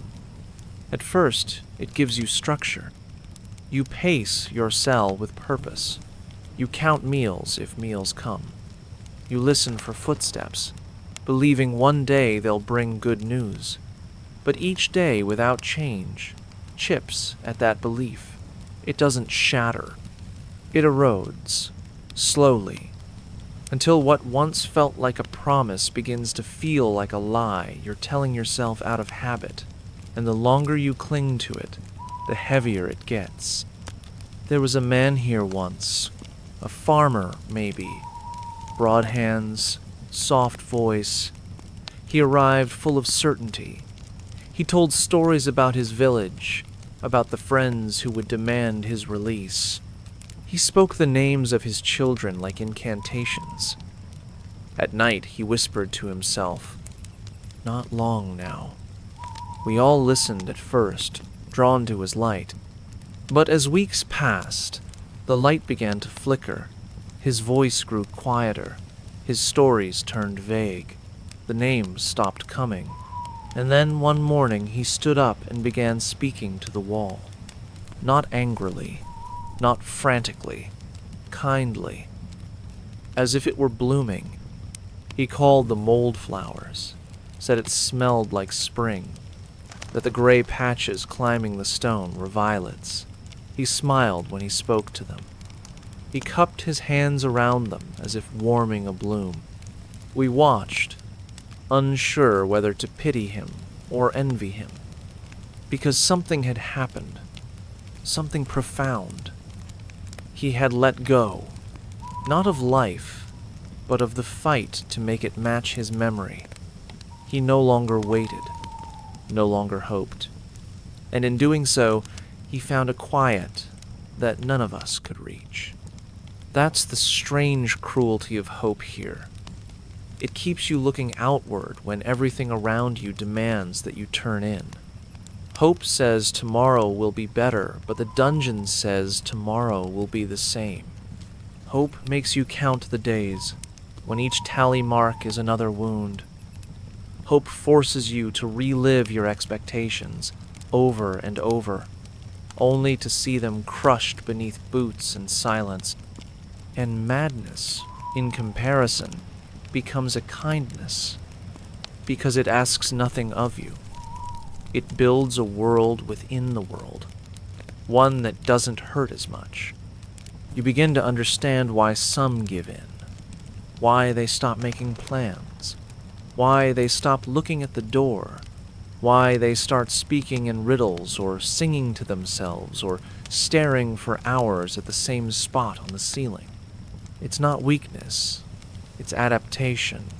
It's the body and mind refusing to keep burning fuel they no longer have. Hope is a fire that demands constant feeding. Insanity asks only that you surrender to it. There's no moment when it begins. It creeps. It whispers. It waits. You stop reacting to things. You stop thinking of escape. And instead, you find comfort in repetition, in the cold, in the echoes. You tell yourself the same phrase each morning, not because you believe it, but because it fills the silence. And slowly, the line between reality and protection blurs, and what's left is something softer, not joyful, but bearable. And maybe, in a place like this, bearable is the best you can ask for. Maybe madness isn't failure. Maybe it's mercy, a reshaping of the mind to survive what the heart cannot. And maybe those who talk to flowers on the wall have found something truer than hope could ever offer, a way to live in the moment, untouched by the cruel ticking of a clock that never moves. How body sounds became involuntary companions, when all other voices have faded, when footsteps have grown rare and even the rats have stopped their scratching. What remains is your own body, loud, unrelenting, intimate in a way that feels intrusive. You lie in the dark, wrapped in the scent of mold and silence, and your stomach growls not once, not sharply, but in waves. Long, echoing rumbles that sound less like hunger and more like a beast waking slowly in the hollow of your chest. You would laugh, but laughter feels foreign now. Instead, you listen, because it's the only conversation you still have. Each sound becomes familiar. The click of your jaw when you yawn, the rasp of your breath when you shift positions, the slow stretching creak of a shoulder that hasn't moved in hours. They mark the passing of time better than any bell. One prisoner compared his joints to a clock, ticking softly in the stillness. Another said her heartbeat sounded like footsteps coming from far away. You find yourself doing the same, giving meaning to the meaningless. Because without stories, without sound, the body becomes the only storyteller. There's comfort in the rhythm, the steady in and out of breath, the rustle of cloth when you roll onto your side, the pop of a knee straightening. These are your reminders that something is still functioning, that despite everything, the filth, the cold, the isolation, you are still here, still animate, still capable of sound. Sometimes that's enough. Sometimes that is all that separates you from the dead silence that waits beyond your cell. But there's a fragility to it, a vulnerability, because every sound is a betrayal, too. A groan reveals you're awake. A sniffle tells the world you're crying. A fart in the night becomes a confession. You start to control what you can. You hold your breath during footsteps. You stifle coughs until your throat burns. You shift your weight only during loud moments when a door slams, when a guard barks. You learn to time your noises like a thief moving through a sleeping house. Still, some sounds escape. One night you wake to the sound of sobbing, not yours, but someone close. Not words, just sound, broken, breathless. And it shakes you, not because of the sorrow, but because you recognize the cadence. You've made that sound before. You've heard it echo in your chest, even when your mouth stayed shut. It's the language of someone whose voice has been stolen, but who still needs to be heard. You start to treasure these sounds, not just yours, but everyone's. The rustle next door, the sigh across the hall, the grinding of teeth in the night. You build a map of presence based on these markers. You know who's awake, who's dreaming, who's broken. And when the dungeon is at its quietest, when you fear you might be the last soul left, the faint creak of someone else turning over reminds you that you're not. So you stop wishing for silence. You stop craving it like peace.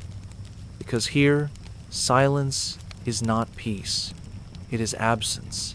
It is erasure. And your body, with all its grumbles, clicks, moans, and stutters, becomes your rebellion.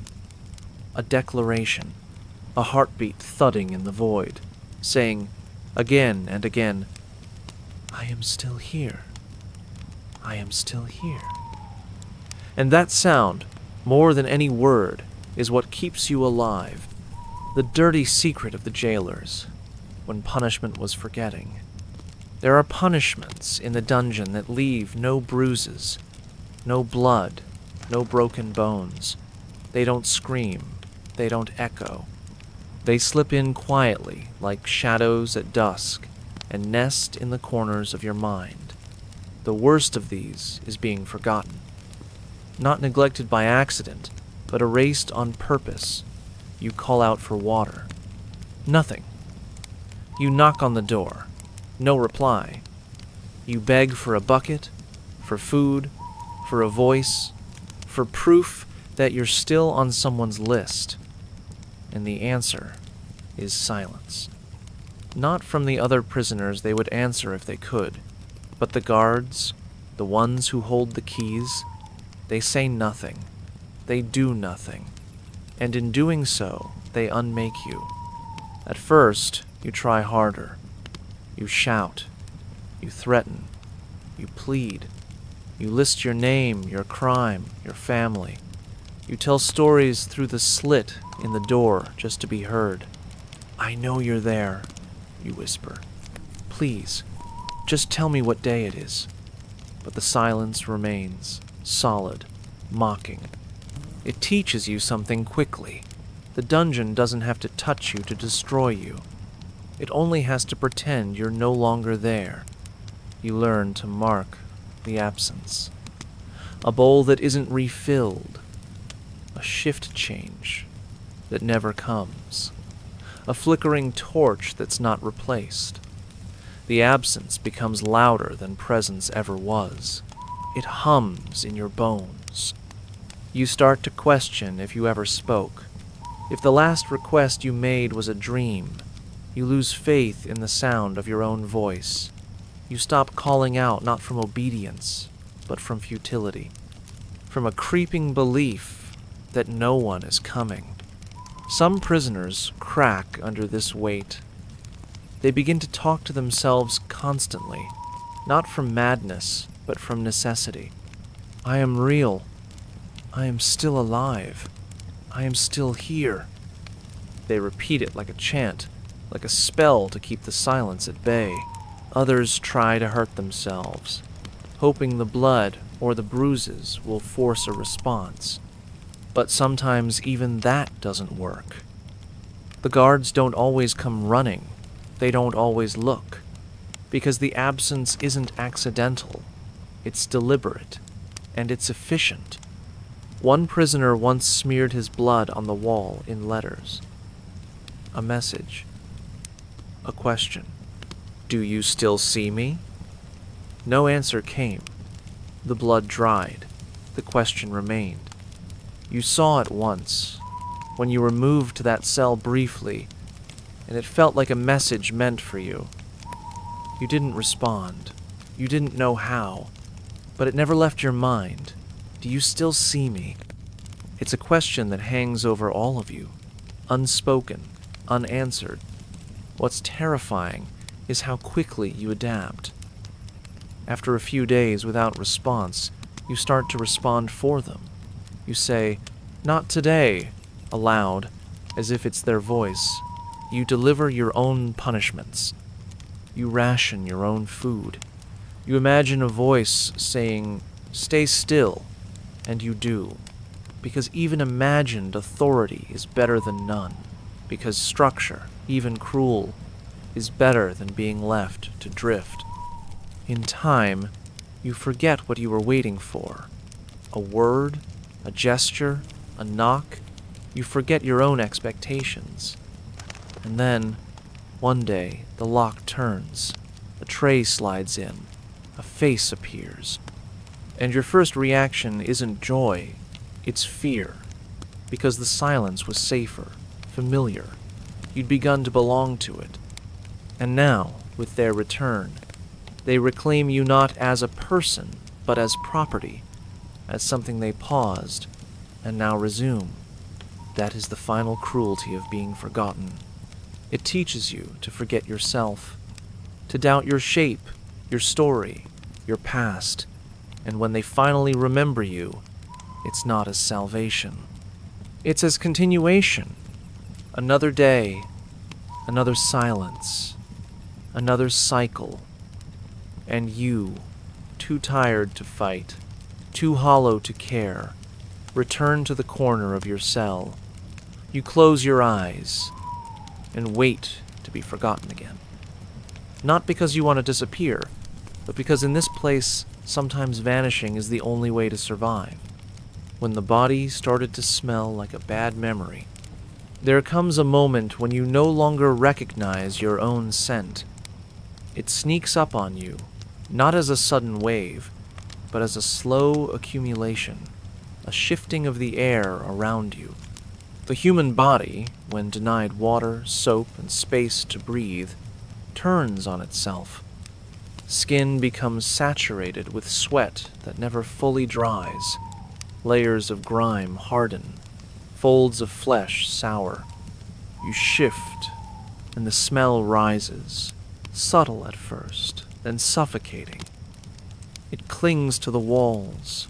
It clings to your hands. It becomes the atmosphere. The worst part isn't the stench itself, it's the familiarity. You adjust to it, you learn to live in it. But then, on some forgotten morning, you catch it fresh again. Maybe you rolled over. Maybe you shifted your shirt. And the new angle reveals something that feels foreign, sharp, animal, decaying. You gag. You breathe through your mouth, but there's no escaping your own body. It follows you, and you are always with it. Some prisoners try to fight it. They scrape themselves with stones, rub straw across their limbs until their skin peels. They use bits of cloth to dab at their armpits, their feet, their mouths. It doesn't help. The water they're given isn't for bathing. The air is too thick to cleanse. There is no soap, no change of clothes, no fresh fabric. Even the straw in your bedding rots with your sweat. Even the rats smell cleaner. Others give up completely. They sit in it, let it deepen, let it speak for them. When the guards enter, they wrinkle their noses. They mutter curses. One even gagged and called it a walking tomb. You laugh, but not because it's funny, because it's true. Your skin has become a graveyard for all the parts of yourself you used to take care of. Your scent is no longer neutral, it's evidence, a scent you carry like a confession. There's a particular moment that stays with you, waking in the dark, disoriented, confused by the intensity of the smell. It's so strong it feels separate from you, like another body in the cell. You recoil before realizing it's your own. And then comes the shame. Not moral shame, not social, but a deeper kind, an ache in the chest that says, I wasn't supposed to become this. You remember clean sheets, baths, the comfort of a towel wrapped around your shoulders, and all of it feels like someone else's life. The body begins to rot slowly, even while alive. The skin cracks, the nails blacken, the scalp itches from infestation, and yet you remain, still breathing, still hoping some days, still remembering. And the smell becomes part of that memory, not just of where you are, but of what you've lost. Intimacy, dignity, comfort. You start to wonder how long it will take for this scent to fade, if ever. Even if you leave, will it cling to your hair, your lungs? Will others notice? Will they smell it and know? Eventually, the fear shifts. You stop worrying about how bad it is. You start fearing that you'll stop noticing altogether. That one day, the smell won't register. That you will have become so accustomed to your own decay that you no longer find it strange. That is the final erasure. Not death, not silence, but the moment you no longer smell like a person. The moment you smell like memory stale, forgotten, and too familiar to matter. And all you can do is sit in the dark, hold your breath, and remember what it felt like to be clean. Not just in body, but in spirit, in self, in scent. The mental game of pretending it was all a castle in reverse. In the silence, in the rot, in the stillness that pulls your mind apart one quiet thread at a time. Imagination becomes more than entertainment. It becomes armor. It begins as a whisper, a strange thought you don't quite believe. What if this isn't a dungeon? You let it sit. You don't correct it. You let it breathe. Soon, you're no longer sitting on damp stone. You're seated at the edge of a grand hall. The puddle in the corner becomes your private moat. The bucket is your throne. The straw your royal carpet. And you? You are the lord of this ruin. It is childish. It is absurd. And it is completely necessary, because the human mind cannot sit in decay forever. It must build. It must transform. So you do. Not out of delusion, but out of self-preservation. You start giving the objects around you new titles. The rat that scurries past is a court messenger. The beam of light that visits once a day through the crack in the stone is a divine decree. You bow to it. You whisper thanks. You begin to smile again, not because you're happy, but because the game is working. You find others playing, too. You hear someone call their shackles bracelets of loyalty. Another refers to the darkness as the velvet cloak of the realm. One man insists he's being held here for his own safety.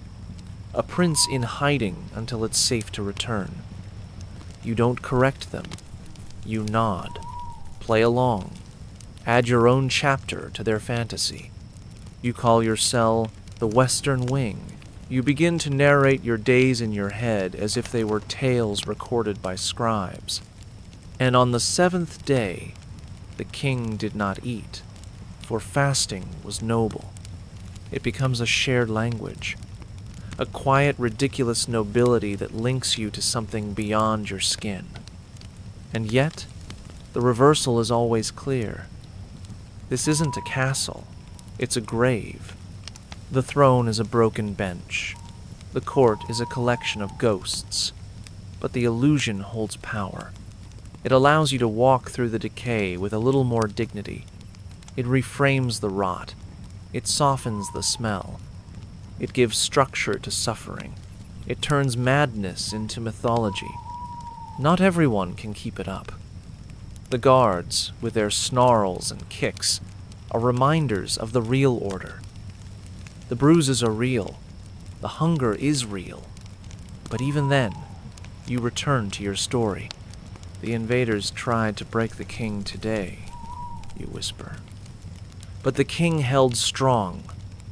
This narration is not weakness, it's resistance.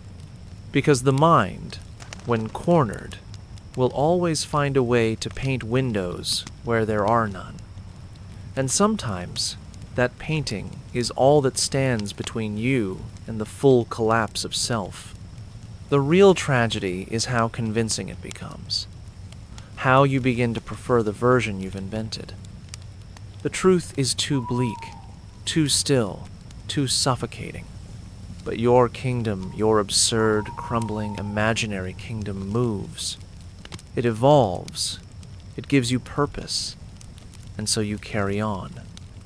Each meal is a banquet, each breath a royal decree. Each hour survived a ceremony of strength, and when the light fades, you bow your head, not in defeat but in ritual. You whisper to the stones, "Until tomorrow, my castle." And in that moment, the dungeon bows back, not because it agrees, but because it, too, knows the value of pretending. The most heard confession, "I don't even remember what I did." It echoes through the darkness like a refrain. You hear it whispered through the cracks in the walls, murmured in the pauses between sobs, spoken aloud in moments of quiet clarity. "I don't even remember what I did." It isn't always said with shame. Sometimes it comes with confusion or disbelief or resignation. At first, you think it's an exaggeration, a way to protest innocence. But then, you feel it creeping into your own mind. The edges of memory blur, the names fade, the details fray, until all that remains is the cell, the silence, and the soft gnawing question, was I ever really someone else? The dungeon is a master of erasure. It strips you down day by day, not with blades, but with repetition. The same darkness, the same hunger, the same creaking chains and damp walls. There's nothing to mark the difference between yesterday and a week ago. And without change, the past begins to dissolve. You remember you were taken. You remember the cold. Maybe you remember the trial, if there was one. But the reason? The cause? It becomes a shadow that slips through your fingers the tighter you try to hold it. Some prisoners swear they were innocent. Others admit guilt, vague and unspecific. Theft, rebellion, wrong name, wrong place. The crime becomes less important than the consequence. The punishment is no longer tied to what was done. It is its own entity now, a reality that rewrites the past into a haze. One man repeated, every day, it was something about a cart he stole, or abandoned, or built. By the third week, even he didn't sound convinced. He started saying it less, then not at all. You begin to wonder if forgetting is part of the punishment or the survival, because remembering might be worse. If you knew your crime, you might dwell on it. You might feel guilt or rage or regret, but without it, all you feel is now. Just now. Just this stone, this breath, this aching joint, and in a twisted way that makes it easier. You become less a person being punished, and more a presence simply existing, forgotten by the world, forgotten by yourself. There's a quiet terror in that, a realization that your identity was once built on story, on origin, on action, on memory. And now, that story is a blank page. You exist without context. You wake without a name on your lips. You sleep without a reason to wake. And when you try to tell yourself who you were, your mind shows you only fragments, a street, a voice, a child's hand in yours. Are they yours? Or have you borrowed them from another cell? Eventually, you stop asking. You stop trying to piece it together. The cell becomes your name, the silence, your history. And when a voice distant, trembling, whispers again, I don't even remember what I did, you don't answer. You just nod, not because you understand, but because you've reached the same place. And now, there is nothing left to remember but the forgetting itself.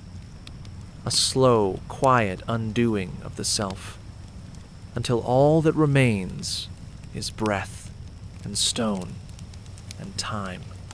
And the soft, echoing truth. You were someone once, but now you are only here. True story. The prisoner who asked to dream of rain. There was a man who arrived without shoes, his feet raw from stone and frostbite, his voice already hoarse from pleading. No one knew his name. He spoke little, slept often, and kept his hands curled in tight fists even when he rested.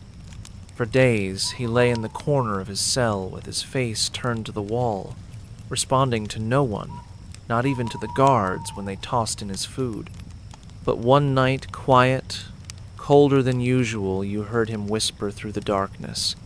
Not a cry, not a prayer, just a sentence. I just want to dream of rain. You didn't respond.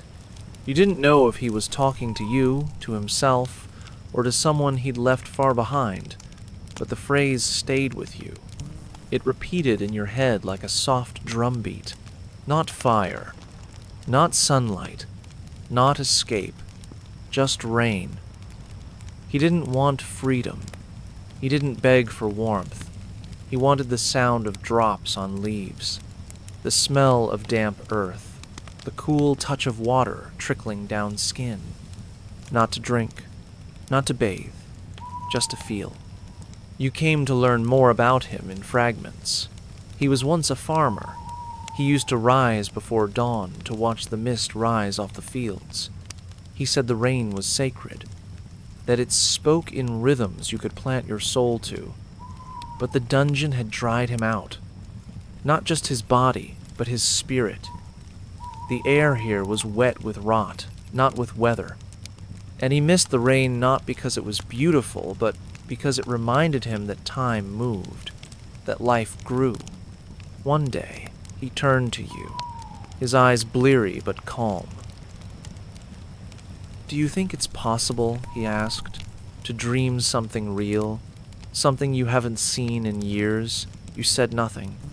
You didn't know the answer, but that night, you found yourself trying, lying perfectly still, conjuring the sound in your head. The soft patter, the distant rumble, the sudden hush as the world listens.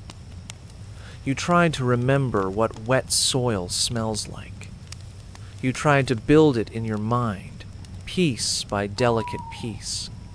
And you hoped, truly hoped, that he had managed to reach it in sleep. The next morning, he didn't eat. He didn't move. He just lay there, mouth slightly open, eyes fluttering beneath closed lids. And then, in a voice barely louder than breath, he said, "It was warm. The rain, it knew me." He smiled once, then didn't speak again for 2 days. It wasn't joy, not really, but it was something close, a softness, a return, a moment where the dungeon couldn't reach him. And you realize something essential. When everything is stripped from a person, comfort, identity, even memory, the most powerful refuge left is sensation, not escape, not salvation, just the touch of something remembered, the dream of something true. You've tried since then. You've tried to dream of rain, too. Sometimes you almost get there. A drop, a shiver, a flicker of thunder. Other nights, nothing. Just darkness and the ache of want. But still, you try. Because that man reminded you that even in the most hopeless place, there is one sanctuary they cannot take, the inner world. And in that world, it can rain. It can pour. It can wash the filth from your mind and make you whole again. At least, for a moment. At least, until you wake. And even then, the echo of the dream stays. A wet trace on the skin of your soul. How the wall became an emotional pillow and the spine's enemy. You don't expect to find intimacy in stone. Not here. Not in this place. But eventually, the wall becomes your companion. You lean against it because you must. There is no bed, no chair, no cushion to cradle your body. At first, it resists. Cold, wet, unyielding. It leaves your skin damp, your muscles cramped, your bones aching. You shift often, trying to find a spot that's less cruel. But over time, the wall shapes you, or you shape to it. It becomes familiar, predictable.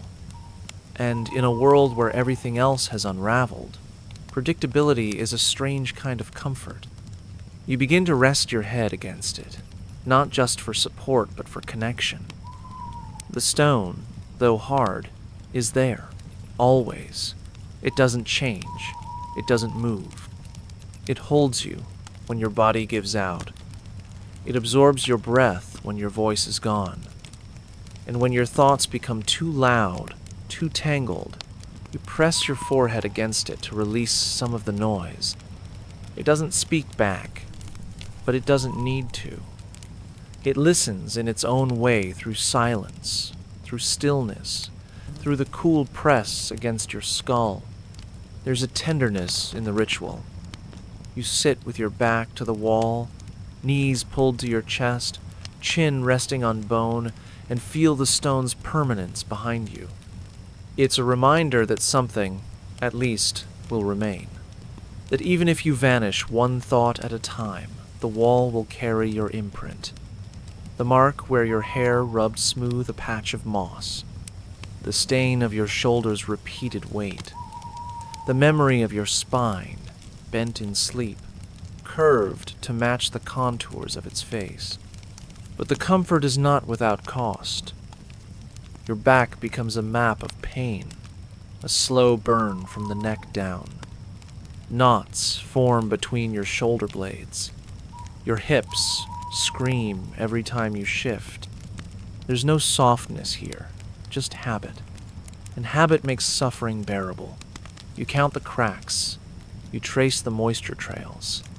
You whisper secrets into the stone as if it remembers better than you do. And maybe it does. Maybe the wall is the only witness that never forgets. Others do it too. You hear them settling into position, the soft groan of bodies meeting cold stone. Some talk to it. Others tap it rhythmically. One woman hums as she leans her cheek against it, her lullaby muffled but steady. You wonder if, in another life, these same walls held portraits, paintings, tapestries. Now they hold bags, dreams, the weight of despair, and strangely, affection. You start to say goodnight to it. You don't mean to. It slips out one night, quiet, barely audible, but after that, it becomes a habit. "See you tomorrow," you whisper. And though you know it won't answer, you feel something settle, something close to peace. Because even if the wall cannot forgive you, cannot save you, cannot move, it also cannot leave. And in the end, that's what matters most. Not softness, not kindness, just presence. Just something solid to hold on to when everything else feels like vapor.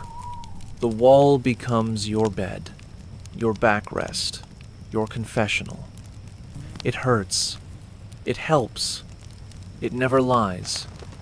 And you find yourself grateful for it, even as it steals your posture and grinds your joints.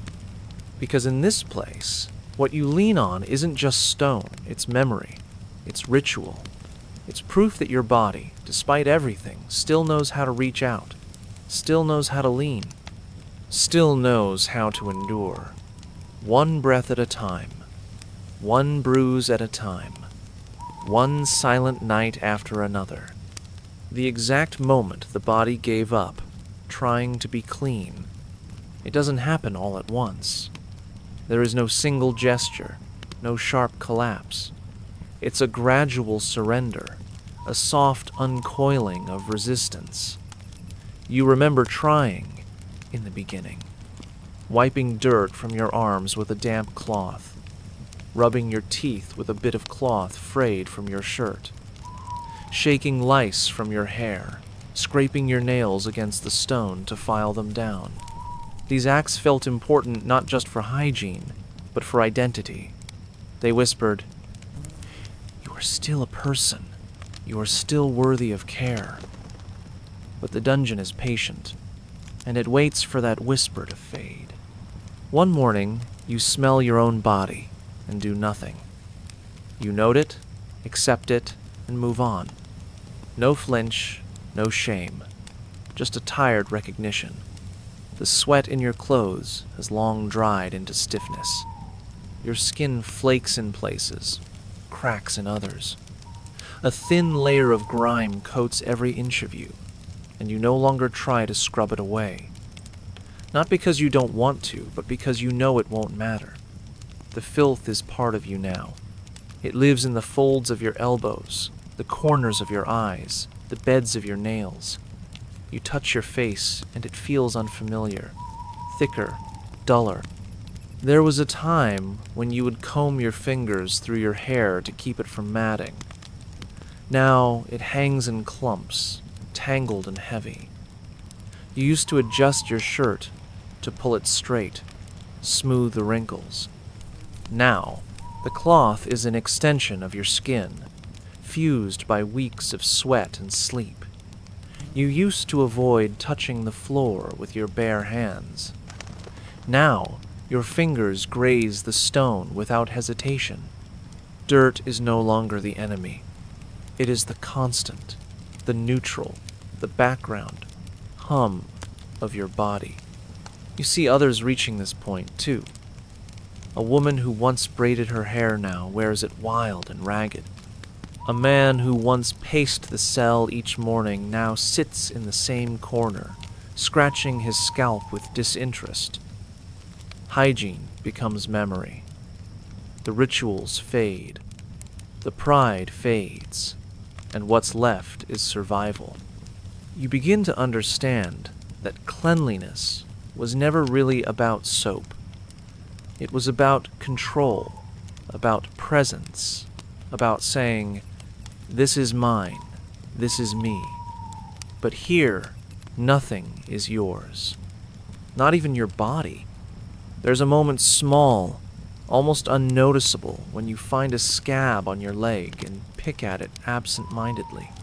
The blood wells up, and you don't flinch. You don't reach to wipe it. You watch it drip down your shin, mix with dust, and disappear into the grime. You feel nothing. Not pain, not disgust, just inevitability. That's when you know. That's when the body has stopped trying. When it accepts its own decay as natural, as deserved, as unavoidable. And yet, strangely, there's a kind of peace in that. A quiet resignation. You stop wasting energy on appearances. You stop measuring yourself against the world outside. You stop expecting to be seen. The filth becomes your uniform, your badge. It says, "I have been here. I have lasted. I have endured." And in that endurance, there is a strange kind of dignity. Not clean, not proud, but honest.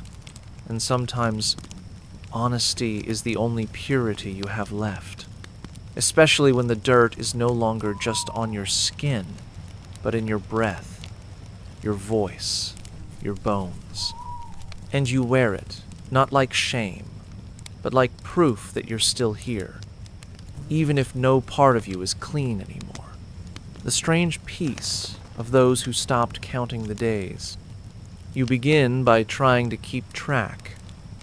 Scratches on the wall, pebbles lined up in rows, a whispered tally before sleep. You think it matters, this anchoring to time. You convince yourself it offers clarity, purpose, structure. But time in the dungeon isn't linear. It pools, puddles, floods, then dries into nothing. One day bleeds into another, indistinguishable, slippery, and dull. The light doesn't change. The sounds don't mark anything. Meals come when they come, or not at all. There is no pattern, just existence. At first, not knowing is unbearable. You ask every new prisoner, "How long have you been here?" hoping their guess might calibrate your own. But the answers vary wildly. A month? A year? Since the old king, someone jokes, and no one laughs. The numbers lose their meaning. Time becomes emotion.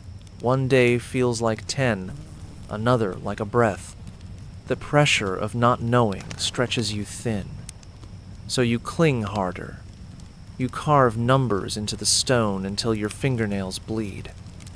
But then, one night, you sleep too long. Or not long enough. You forget. You lose count. And something inside you goes quiet. That silence is terrifying at first. Like you've betrayed yourself. You sit in the dark and try to reconstruct the lost day. You retrace steps, rebuild meals. But it's gone, slipped away. And in its place is something unexpected. Not panic, but relief. Because the numbers had become a burden. A calendar of failure. A reminder of how long you've waited, how little has changed. Now, without them, the pressure lifts. The days no longer taunt you with their sameness. They simply are. Others speak of it too. The moment they stopped counting. One man said it felt like setting down a heavy sack he didn't know he was carrying. A woman called it the freedom of forgetting. They don't celebrate it. They don't mourn it. They just breathe easier. Because now, each moment is only itself. No expectation, no measurement, no comparison to what came before. You eat because you're hungry, not because it's lunch. You sleep when your body asks. You wake without asking when. Time no longer owns you.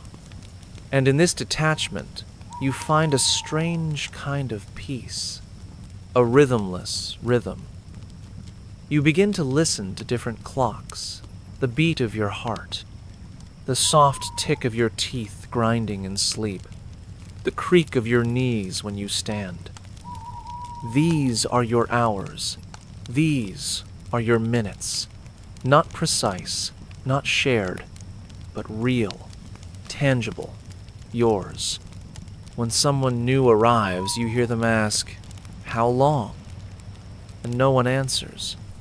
Not because they don't care, but because they've moved past the need to know. The new prisoner will learn, like everyone else, that time is a weight you eventually stop dragging behind you. And when they do, their voice will quiet, their questions will fade, and they'll join you in this strange peace. Not because it's right, not because it's good, but because here, it's the only way to breathe without breaking, to exist without expectation, to live, if this can be called living, outside the tyranny of the ticking clock. When knee pain became a map of forgotten faith, there's a particular ache that settles into the knees after enough time spent on stone. It begins as a stiffness, a quiet complaint when you try to stand, when you shift your weight from side to side. But soon, it grows. It deepens. It embeds itself in the joint, in the bone, in the tendon. It becomes a presence. And eventually, it becomes a language. Every kneel is recorded in that pain. Every act of submission, every attempt to pray, to plead, to remember. The body keeps track, even when the mind tries not to. In the early days, many kneel to pray. They fold their bodies onto the ground as if reaching back into the world they left behind. Their knees press into the wet stone, their hands clasp tightly, and they murmur with eyes closed. The words spill out with certainty. Psalms, mantras, names of saints, of gods, of dead relatives. They pray for rescue, for forgiveness, for explanation. And the stone answers only with silence, with cold, with time. That silence changes things. The longer you kneel, the more the stone seems to push back, not spiritually, but physically. Your knees begin to bruise, then swell. The skin breaks in places. Infection sets in. The simple act of bending becomes unbearable. And still, for some, it becomes a habit. Not because they still believe, but because the posture itself holds memory. The pain is proof that once they tried, that once they reached for something greater. You start to see the kneeling not as devotion, but as geography, a topography of faith. Each patch of pain a hill once climbed in prayer. Each wince a valley carved by unspoken questions. The knees become a map of all the places the soul has wandered, while the body remained trapped. They carry the weight of every unanswered plea, every whispered name that vanished into the dark. And when the prayers stop, when the words dry up, the pain remains. A relic, a monument to what used to be hoped for. Some prisoners stop praying altogether, not with bitterness, with emptiness. They lie flat now, stretched across the floor, knees stiff and untouched. They say nothing, not because they've lost faith, but because faith requires direction. And in the dungeon, there's no longer an up. There's only out, and even that becomes a fantasy. Others continue, grimly, kneeling through the agony, their joints swollen and red, their voices thin. Not for salvation, but for routine, for memory, for the illusion that they are still connected to something more. You find yourself caught between the two. Some days, you kneel. The pain reminds you that you are still capable of intention. Other days, you don't move at all. You trace the outline of your aching knees with your fingertips, as if trying to read a story written in scar tissue. You wonder if the pain means you still believe, or if it only means you once did. That's the cruel thing about suffering. It leaves marks long after the reasons are gone. And still, your body remembers the shape of prayer, even when your mind no longer believes in answers, even when your lips no longer form the words. You feel it in your knees. Every time they bend, every time they resist, they speak to you. They say, "This is where you knelt. This is what you lost. And this is what remains. Not faith, not hope, but the ghost of both, pressed deep into bone, unseen, but undeniable. Why some pretended to be sick just to be touched. The body craves touch in ways it cannot articulate. It's a language more ancient than speech, a need woven into the skin itself. In the dungeon, that language is denied. There are no embraces here, no casual brushes of shoulders, no hands on backs. No one reaches for you in comfort or recognition. Over time, the absence becomes more painful than hunger, more haunting than silence. You begin to forget the feeling of another's warmth. And in that void, desperation blooms not always loudly, not always visibly, but deeply, quietly, with a longing that eats at you in the dark. So some begin to pretend. A cough exaggerated, a limp fabricated, fever mimicked with sweat pressed from cloth. They cry out softly. Something's wrong. Not for rescue, not for release, but for contact. For the moment when a guard might grab their arm, even roughly. When someone, anyone, might kneel beside them and check for a pulse. Even the brutal, indifferent touch of the jailers becomes something to chase. Because pain with presence is better than emptiness. There's a man who does it once a week. He curls up, groaning, clutching his side, eyes half closed in practiced agony. He doesn't scream. He waits. And when they come, he flinches, but not from fear, from anticipation. A hand on his shoulder, fingers on his neck, checking for life. And afterward, when they leave, he breathes easier. Not because the pain is gone, it never existed, but because, for one fleeting moment, he wasn't alone in his skin. You understand. Your own memories betray you. A mother's hug. A lover's hand tracing your back. A friend's grip on your forearm. Reassuring, solid. These moments rise up, unbidden, sharper than dreams. You reach for them in your mind, only to find your hands still empty. The need does not fade. It only quiets, crouching beneath the surface, waiting for any excuse to rise again. Some go further. They scrape their skin, provoke infection, just to be treated. They sit too close to sick prisoners, hoping for illness, hoping for an excuse. You might think it madness. It isn't. It's the most human thing imaginable. A need for confirmation that you still exist in relation to others. That your body is still recognized as something that can be touched, moved, held, even in punishment, even in medical routine. Even the guards know. You see it in the way they pull back, the way they use sticks instead of hands, gloves instead of skin. They're not just avoiding filth, they're avoiding intimacy. Because touch, even unwanted, creates connection. And connection here is dangerous. It opens doors they want sealed. So they strike instead of soothe. They shove instead of steady. They handle bodies like cargo, not like people. And still, we reach. One prisoner wept after being struck. Not from pain, but because, in that moment, he was certain the blow meant he was seen.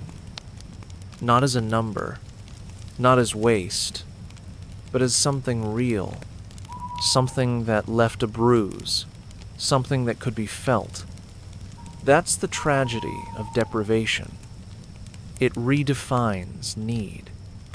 It takes what should be sacred touch and turns it into strategy, into manipulation, into survival.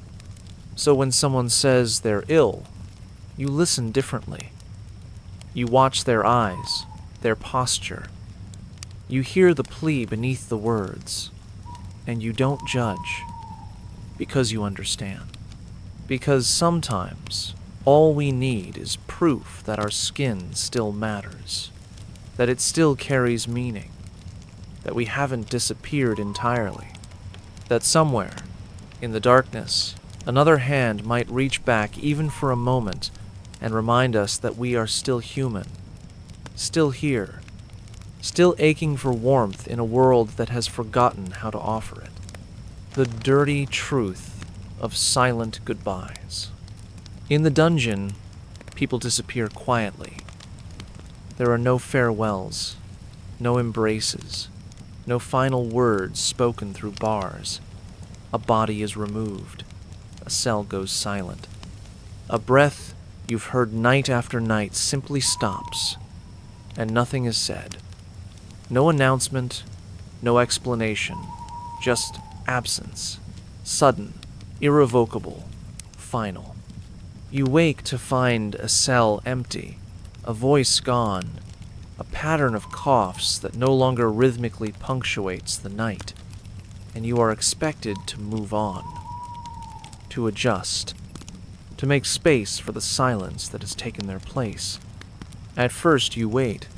Maybe they're in the infirmary. Maybe they were transferred. Maybe they'll return. But days pass. The silence deepens. Their straw mat stays untouched.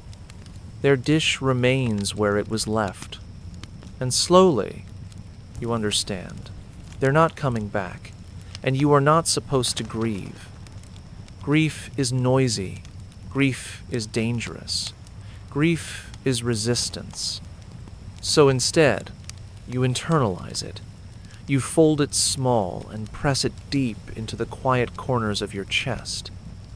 You carry it like contraband. Sometimes, someone tries to mark the absence. A scratch on the wall. A muttered name. A soft knock, the way that person used to tap before sleep. But it's risky. The guards don't like sentiment. They erase it. They scrub the wall. They silence the whisperers. They remind you. People leave. That's all. Don't ask how. Don't ask why. Just accept the vacancy and keep breathing. You learn not to form attachments. Not because you don't want to, but because each bond is a bruise waiting to be struck. You listen to voices around you, but you don't ask names. You offer comfort, but not connection. Because every connection is a potential loss, and every loss is suffered in silence.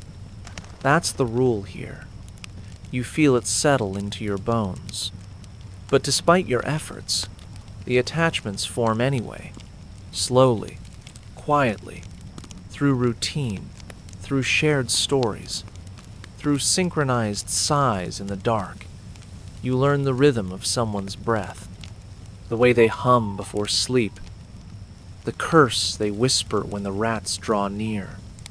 And then one night, they're gone, and you mourn them with the only tools you have. Stillness, memory, pain. There is a prisoner who once sang lullabies every evening. A soft, cracking voice, barely audible. You never knew his name, but the song, familiar and warm, wrapped itself around your chest like a blanket. Then one night, it didn't come, and it never returned. You lay there, eyes open, staring into the black, waiting for a note that would never arrive. And that was the goodbye. Not the silence, but the realization that it wasn't temporary. You begin to recognize the weight of these absences. The room feels different, the air heavier, the darkness darker. A single missing presence shifts everything. And yet, you are expected to remain unchanged. To sleep, to eat, to obey, as if people are just noise to be turned off. But you know better. You know that each silent goodbye leaves something behind a gap, a ghost, a breath that lingers just a little longer than it should. And so, you whisper farewells to the walls. Not aloud, not clearly, just in thought, just in feeling. You hold the names in your mind, even when you weren't meant to know them. You carry their memory, fragile and unfinished. Because if no one remembers, then it's as if they never existed. And in the dungeon, existence is the only thing left we can try to preserve. That's the dirty truth. The goodbyes are not dramatic. They are not kind. They are quiet. They are cruel. And they continue, one after another. Until one day, it is your breath that stops. Your voice that goes silent. And someone, somewhere in the dark, notices the change and says nothing. just stares at the ceiling, just clenches their jaw, just grieves in the only way allowed, silently, without witness, without goodbye.